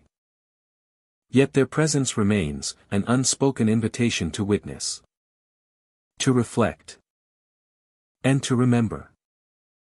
The souls who continue their eternal walk along the empty streets of an island that has not forgotten them. Maui's coastline is dotted with beaches that shine under the sun, tranquil and inviting. Yet along one remote stretch, locals and travelers alike speak of a place where the night carries a strange and unsettling presence. A lone palm tree stands on the sand, bending slightly toward the ocean as if listening to secrets carried by the wind. By day, it is just another tree, but at night, it becomes something else entirely. At night, it becomes something else entirely. As the sun dips below the horizon and the waves lap softly against the shore, the air changes. The breeze that moves the palm fronds seems to take on a voice, a low, almost human wail that rises and falls like a lament.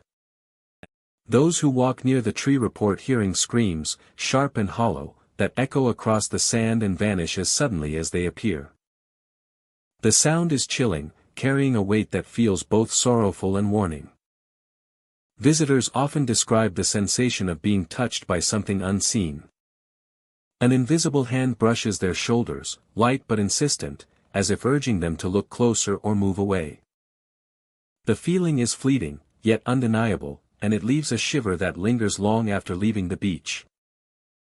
There is no visible source, no creature in the shadows, only the sensation that the tree itself is alive in some spectral way. The legend of the screaming palm has been passed down through generations. Some say it is the spirit of a traveler lost to the sea, forever tethered to the sand where the waves claimed them. Others believe the tree guards something hidden beneath its roots, perhaps a treasure or a secret left behind by ancestors. The truth is uncertain, but the consistency of eyewitness accounts lends a strange credibility to the tales. The most common experiences occur when the moon is high and the beach is empty. Shadows stretch long across the sand, and the palm fronds sway with a rhythm that seems unnatural, moving even when the wind is still. It is in these moments that the screams are loudest, rising above the gentle roar of the ocean, a haunting chorus that seems to come from the tree itself. Travelers who encounter the palm report a growing sense of unease as they approach. The sound is not constant but comes in bursts, rising and falling like a tide. Some swear the screams carry words, phrases in a language long forgotten, impossible to decipher yet filled with emotion. Others describe a feeling of being watched, a presence hovering just out of sight, unseen yet palpably there. The invisible touch adds to the mystery.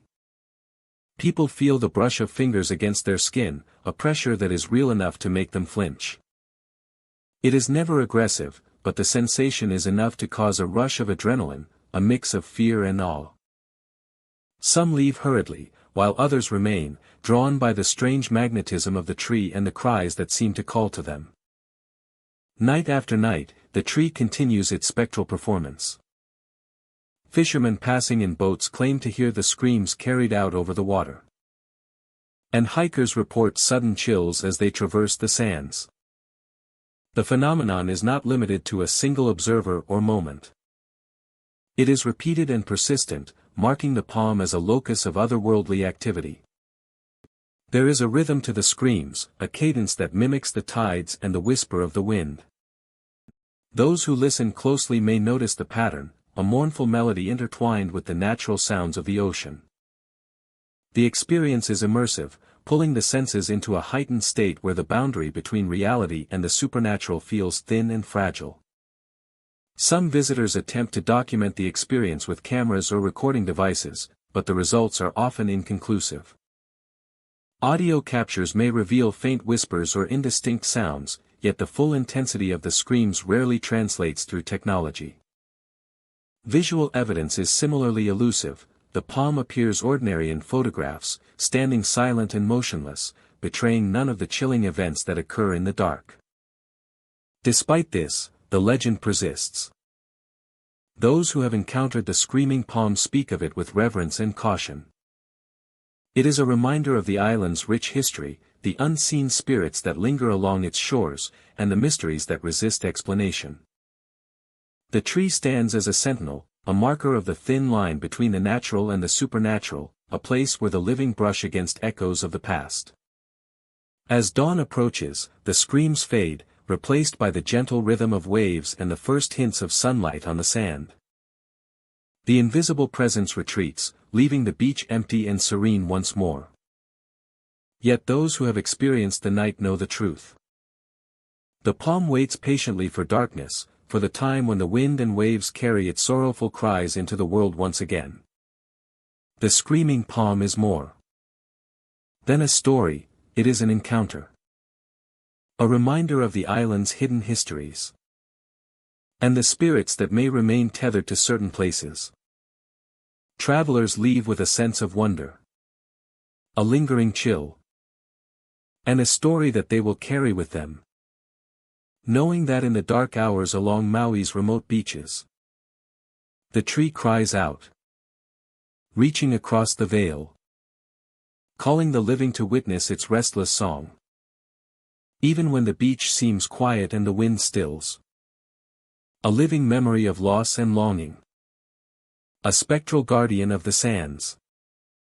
Forever screaming into the night. Those who come to the beach may hear the cries. Feel the touch. And glimpse the unseen. Forever changed by the haunting presence of the screaming palm.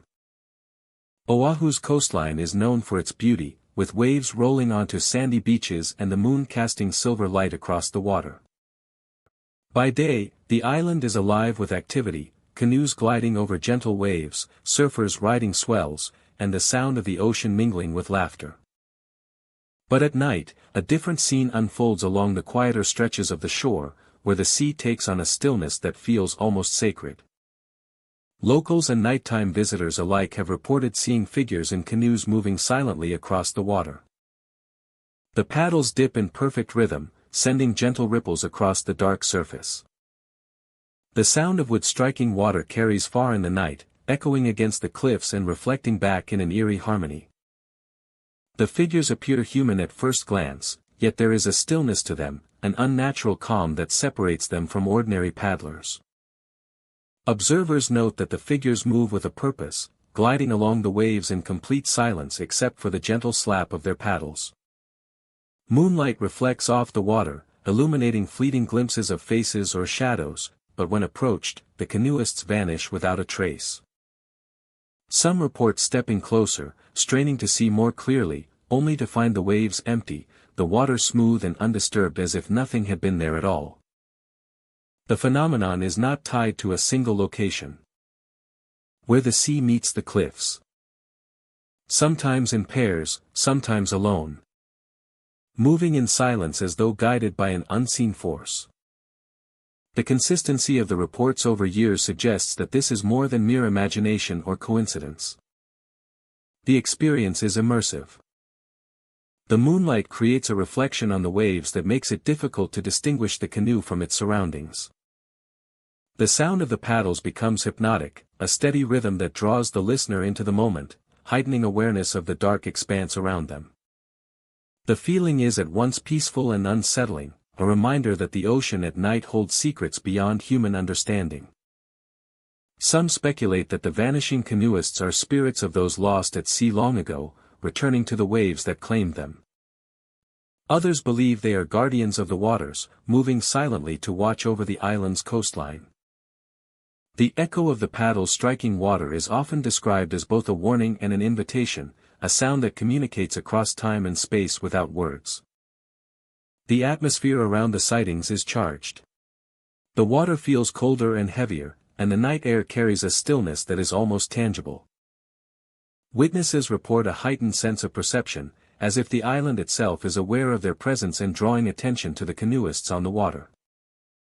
Encounters with the vanishing canoeists are fleeting yet unforgettable. Some have tried to follow the figures in their own canoes, paddling quietly toward them. But the moment they close the distance, the figures vanish, leaving only the echoes of paddles on the dark water. Footprints on the sand, if any, reveal nothing, and no signs of the canoes remain. It is as though the figures are part of the night itself, inseparable from the rhythm of the waves and the shimmer of moonlight on the water. The phenomenon is not meant to frighten, but it inspires a deep respect for the ocean and its mysteries. Observers speak of the canoeists with reverence, noting that the experience leaves a lasting impression. A lasting impression, a reminder of the vastness of the sea and the stories it holds. The vanishing figures connect the living to a timeless presence, bridging the space between the known and the unknown. Over time, the legend of the vanishing canoeists has grown, drawing those curious about the supernatural and the mystical. Night paddlers and beachcombers alike come in search of the figures, hoping to catch a glimpse of their silent passage. Yet the canoeists remain elusive, reinforcing the idea that some things are meant to be witnessed, not captured. The sound of the paddle striking water is the key to their presence. It carries farther than any human voice, resonating across coves and reflecting off cliffs. Those who hear it stop and listen, drawn into the moment, aware that the night holds wonders that cannot be explained by logic alone. Oahu at night is transformed by these ghostly figures. The familiar coastline becomes a stage for the extraordinary, where shadows glide across the waves and the ocean tells its own story. Observers leave with a renewed sense of wonder. An understanding that the world around them is far richer and more mysterious than it appears in daylight. The vanishing canoeists are a reminder that the night holds layers of reality invisible to the day. They embody the silent beauty and the hidden history of Oahu's waters, moving effortlessly between the seen and the unseen. To witness them is to experience a fleeting glimpse of the Islanda's soul. A moment where the water, the moon, and the canoeists converge in a scene of breathtaking mystery and quiet majesty. The summit of Mauna Kea rises above the clouds, a world apart from the lush landscapes below.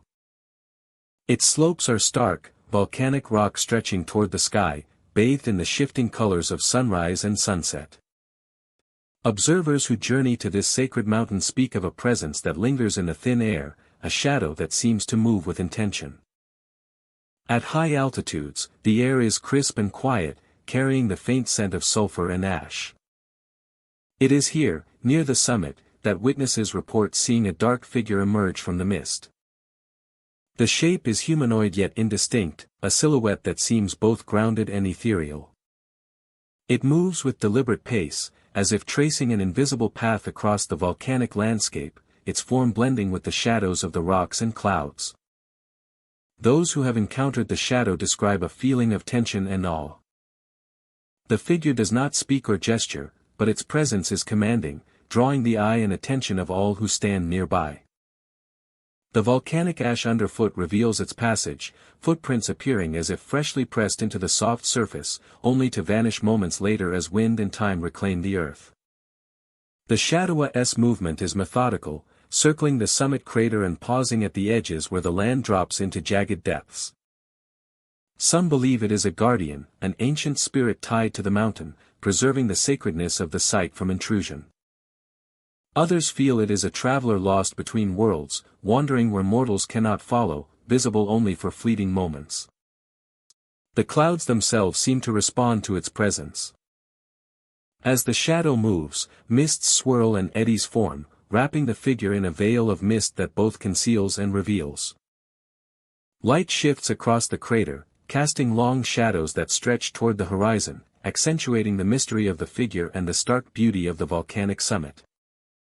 Witnesses speak of an emotional resonance during these encounters, a sense of both isolation and connection.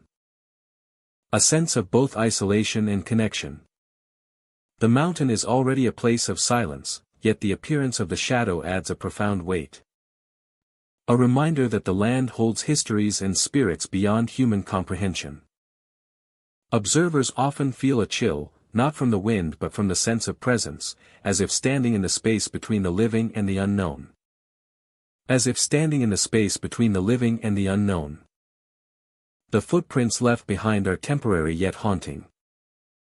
Travelers have attempted to follow them. But the tracks often lead to nothing. Dissolving into the mist or ending abruptly at the edge of a precipice. It is as if the shadow exists both within and beyond the landscape. Present yet unreachable. Fleeting yet undeniable. Many who witnessed the shadow describe the mountain at that moment as transformed. The volcanic rock seems alive, the crater an arena of energy and silence. And the clouds part and gather in ways that feel deliberate, emphasizing the presence of something beyond ordinary perception. The figure moves silently, a specter walking the boundaries of human understanding, leaving behind questions that linger long after the encounter ends. Some believe the shadow is connected to the legends of the island. Tales of spirits who traverse sacred sites to watch over the land. Mauna Kea itself has been revered for centuries, a place where the heavens meet the earth. And it is said that spirits linger at its summit to maintain balance. Those who see the figure feel they are witnessing a fragment of this ongoing guardianship. A fleeting connection to forces both protective and inscrutable. The appearance of the shadow is never predictable. Some see it at dawn, when the first light touches the volcanic ridges.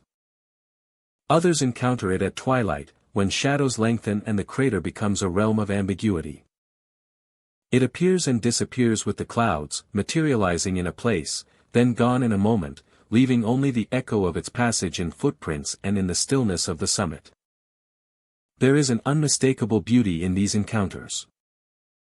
The mountain's stark features, and the swirling mist, and the delicate glow of sunlight on volcanic rock, create a tableau in which the shadow seems entirely natural yet impossible. It is a reminder of the mysterious interplay between land, legend, and perception. A manifestation of the sacred that is visible only to those who pause and witness. Even after the figure vanishes, its presence lingers. Travelers describe a sense of having been touched by something eternal. A reminder that the mountain holds stories beyond human reach. The footprints fade, the wind smooths the ash. But the memory of the shadow persists. Etched into the mind like a photograph taken in the mind's eye. A vision of a spirit walking where the living seldom tread. To encounter the shadow in the crater of Mauna Kea is to feel the weight of the mountain's history, and the persistent energy of those who once roamed its heights. Is an experience that blends awe with unease. A testament to the enduring mystery of the Hawaiian landscape. The shadow in the crater remains a fleeting glimpse of something profound. A presence that connects the present with the Islanda's deep and timeless past. As the clouds shift and the summit returns to stillness, the crater is left as it always has been, vast, silent, and watchful. The footprints vanish, the shadow retreats into legend. And the mountain continues to rise, indifferent yet alive. Holding within its volcanic heart the secrets of the sky, the land, and the spirits that walk between them. Hanalei Bay on the island of Kauai holds a quiet beauty that draws visitors from around the world. The air is rich with salt and the soft scent of tropical flowers, carrying an almost serene tranquility.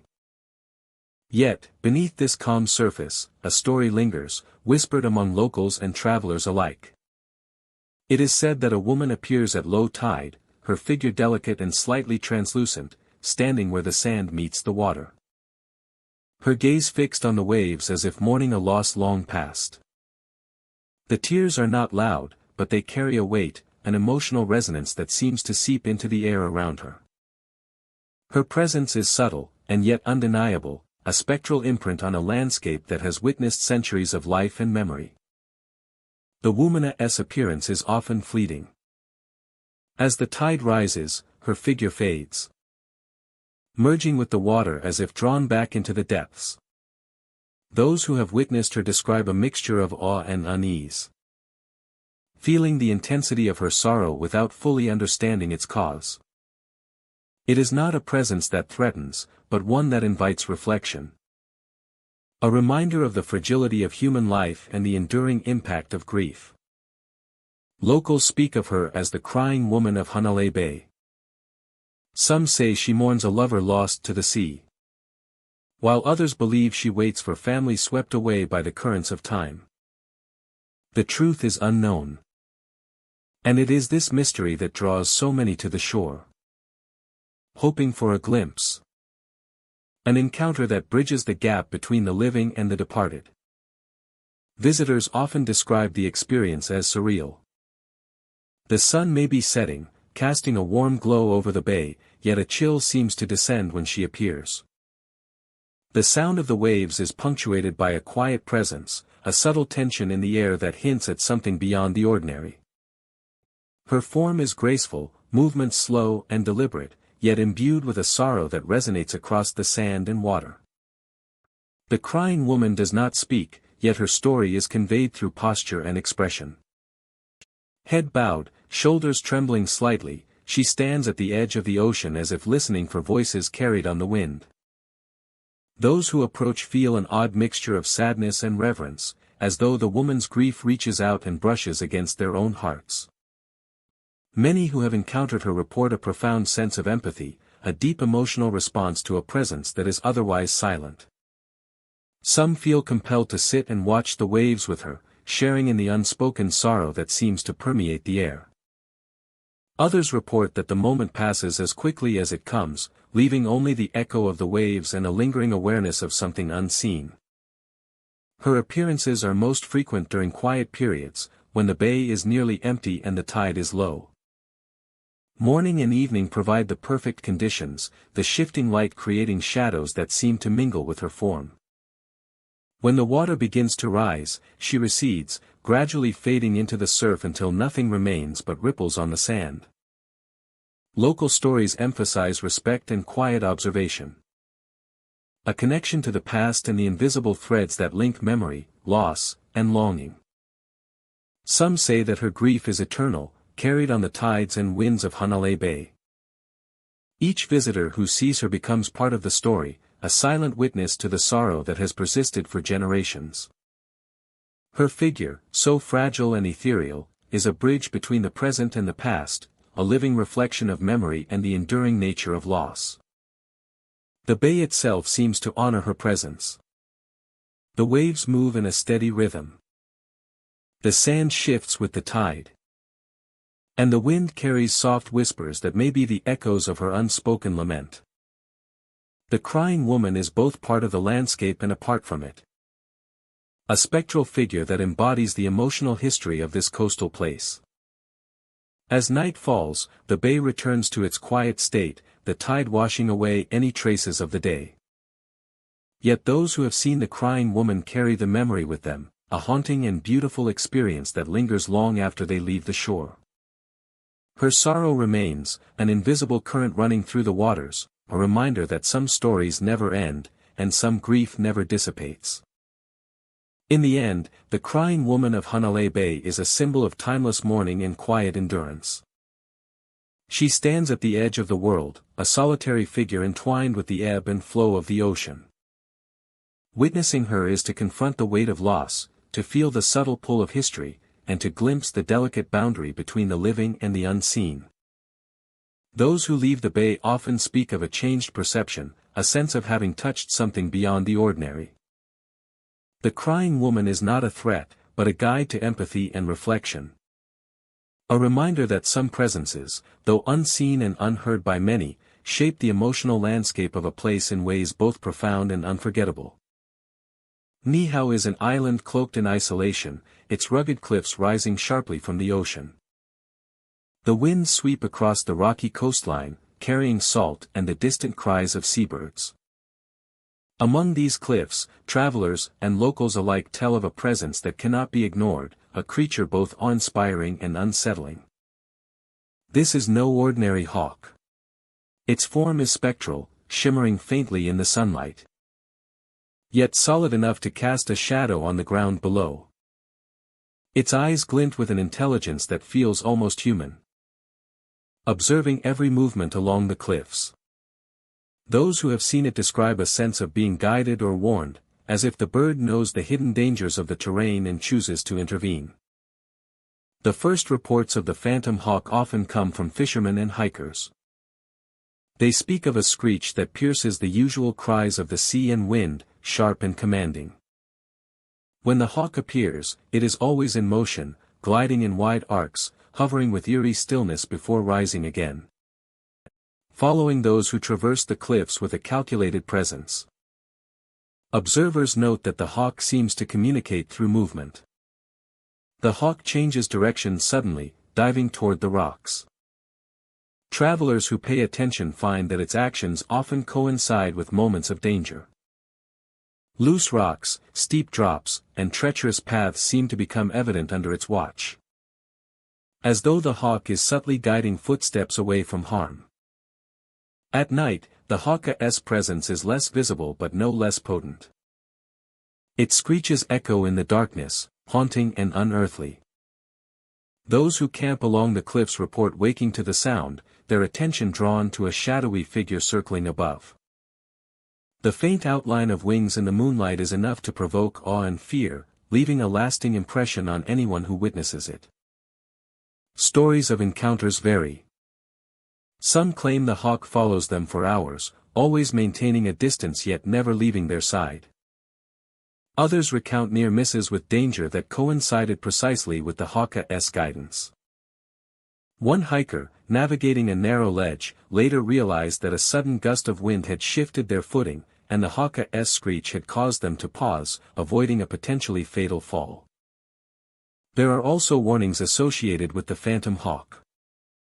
Those who ignore its presence or venture too close to the cliffs report sudden chills, a feeling of being watched, or the sensation of an invisible hand steering them away from peril. Some describe the hawk diving close enough to feel the rush of displaced air, as though asserting authority over the cliffs and the paths that wind along them. The hawk has become a symbol for the Iceland's mysterious energy. Locals speak of it with reverence, a guardian spirit of the cliffs, embodying both protection and caution. Its movements are unpredictable yet purposeful, a constant reminder of the raw power of nature and the unseen forces that inhabit the world. Travelers are drawn to the cliffs not only for their beauty but also for the chance to witness the phantom hawk, to experience the thrill and unease that accompany its spectral flights.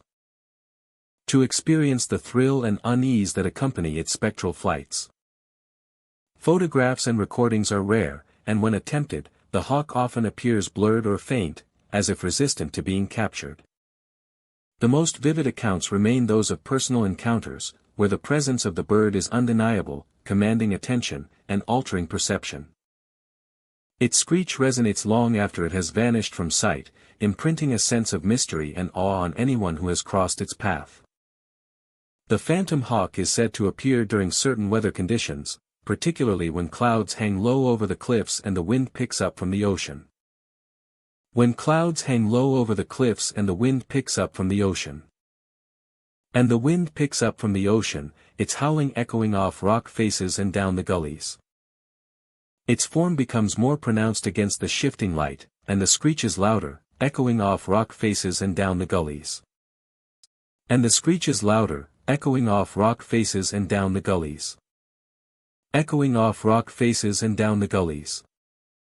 Observers report an acute sense of time slowing, a heightened awareness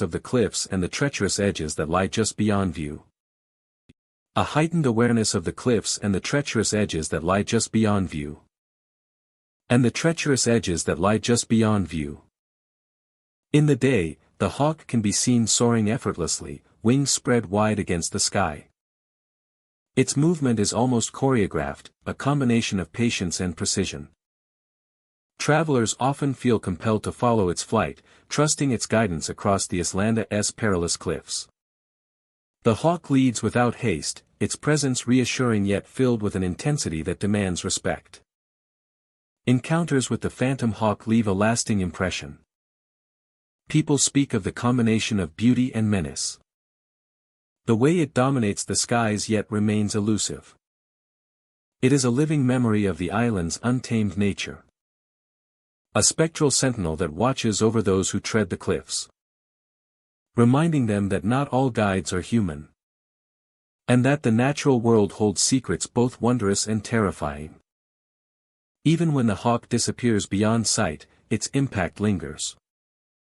Those who have experienced it carry the memory of its screech, the sense of unseen wings above, and the subtle nudges that saved them from harm. Nihao's cliffs are forever changed in perception, imbued with the presence of a guardian spirit whose purpose is both protective and enigmatic. The phantom hawk of Nihao remains a testament to the mysteries of the island. A creature of shadow and light, of guidance and warning, circling eternally above cliffs that hold both beauty and danger. Travelers leave with stories to tell, a sense of awe and caution, and the memory of a spectral bird whose screech echoes through the air, reminding all who hear it that the cliffs are watched and that some spirits never rest. Lanai is an island of quiet beauty, with rugged cliffs, hidden valleys, and paths that wind through ancient landscapes. By day, the sun casts sharp shadows over the terrain, highlighting the textures of lava rock and soft sands. By night, however, the island takes on a different character. The same rocks that glimmer under sunlight seem to hum with secrets when the world falls silent. And those who walk the remote paths after dark report experiences that defy explanation. Along these trails, stones of all sizes sit in solemn arrangement, remnants of the Islanda's long human history. Travelers describe a sensation as they pass, as if the rocks themselves are aware of their presence. A soft murmur seems to drift from the stones, faint and almost imperceptible, carried on the evening breeze. Those who pause to listen report hearing whispers that are not quite words, but impressions of moments long past, echoes of ceremonies that once took place on these very paths. The whispers are subtle at first, more a feeling than a sound. A sudden shiver along the spine, the brush of air across the skin. The sense of being watched without eyes.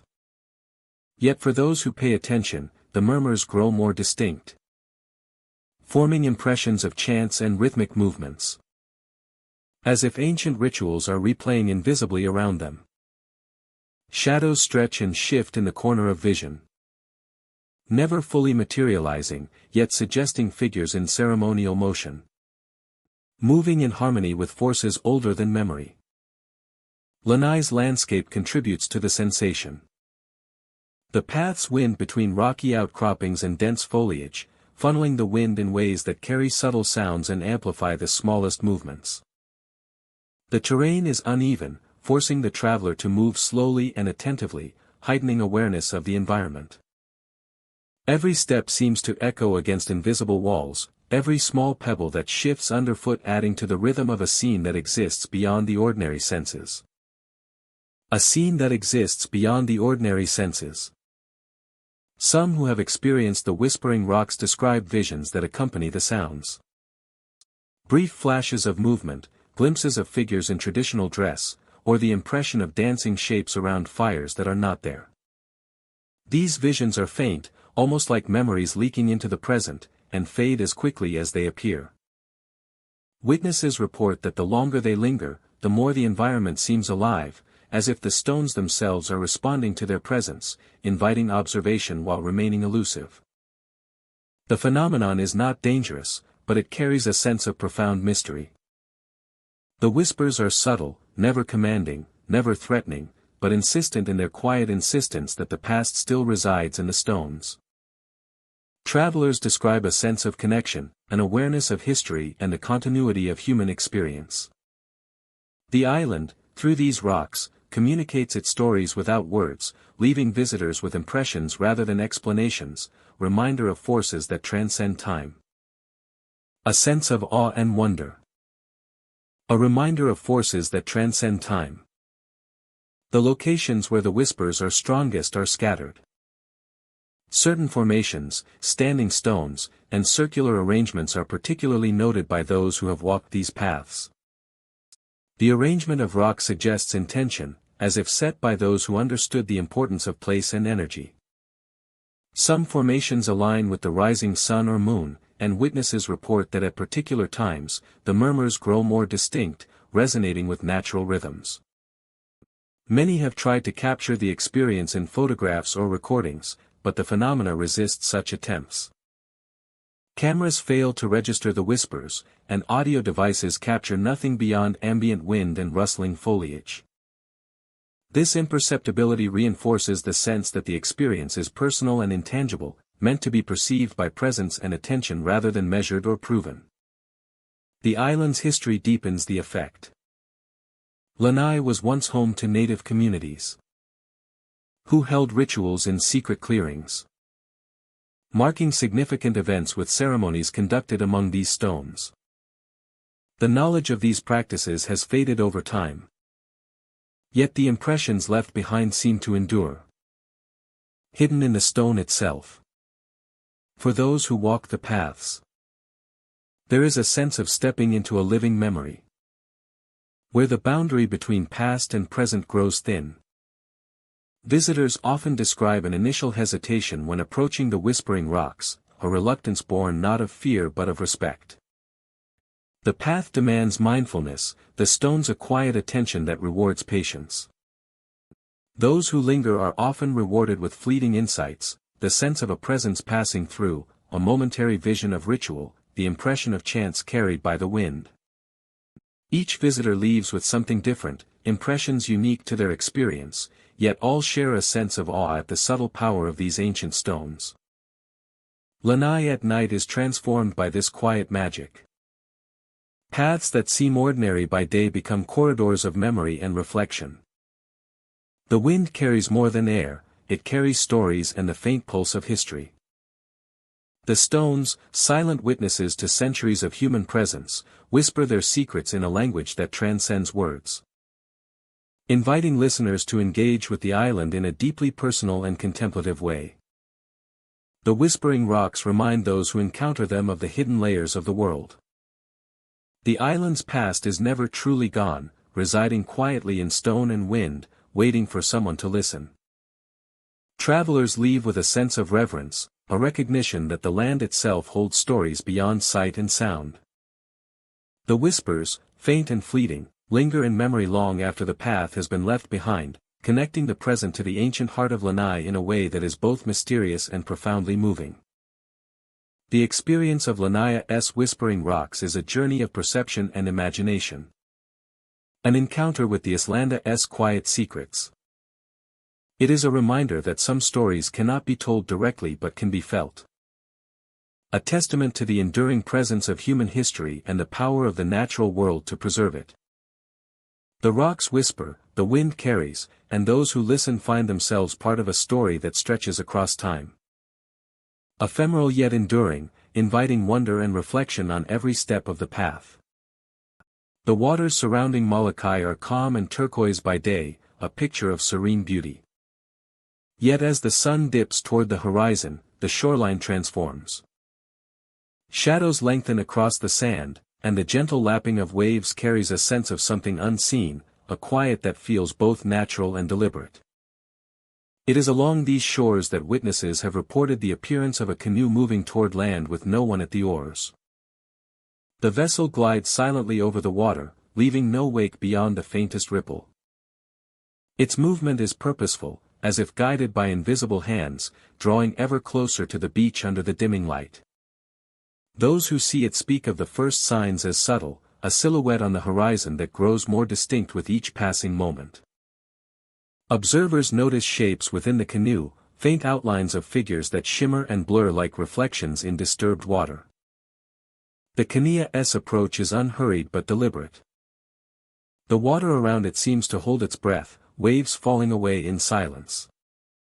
Some claim to feel a chill in the air, the kind that carries both anticipation and a quiet unease. The figures inside appear to move, shifting positions. Sometimes raising a hand, sometimes bowing their heads. Yet when anyone attempts to approach, they vanish, as if swallowed by the night itself. Local lore speaks of spirits of those lost at sea, travelers who never reached the shores they sought. The restless canoe is said to be a manifestation of these souls, forever repeating their journey, drawn by the pull of the land, but never able to make contact with the living. It is a vision that evokes both sorrow and fascination. A reminder of the oceana's power and the fragility of human life. Local lore speaks of spirits of those lost at sea, travelers who never reached the shores they sought. The canoe is often described as simple and weathered, wooden with lines softened by age and use. Its surface reflects the dimming light, glimmers of color shifting with the movement of the water.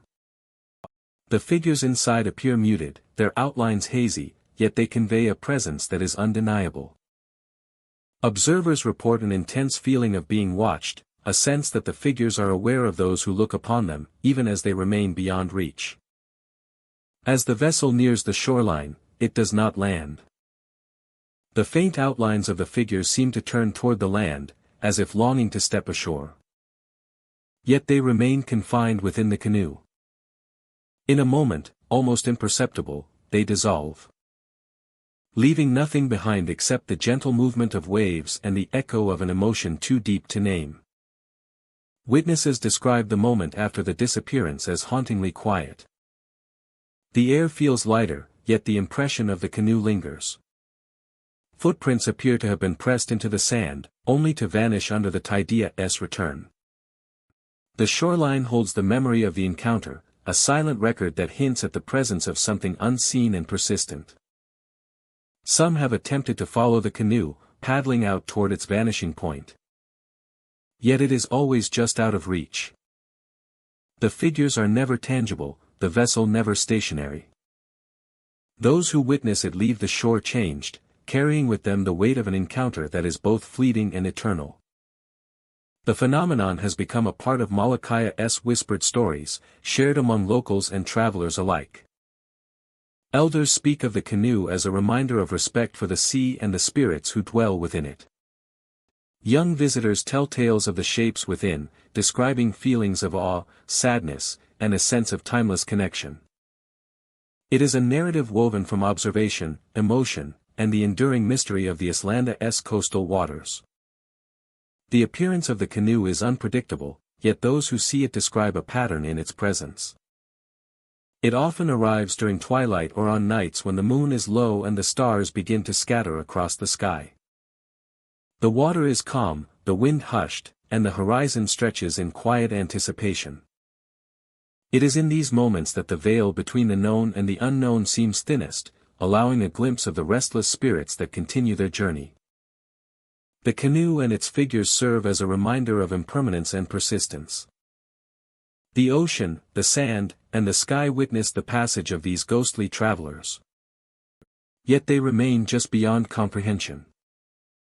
The water carries them onward. The land calls to them, and observers are left with a profound sense of having touched something beyond the ordinary. By dawn, the waters return to their tranquil state, and the shoreline is empty once more.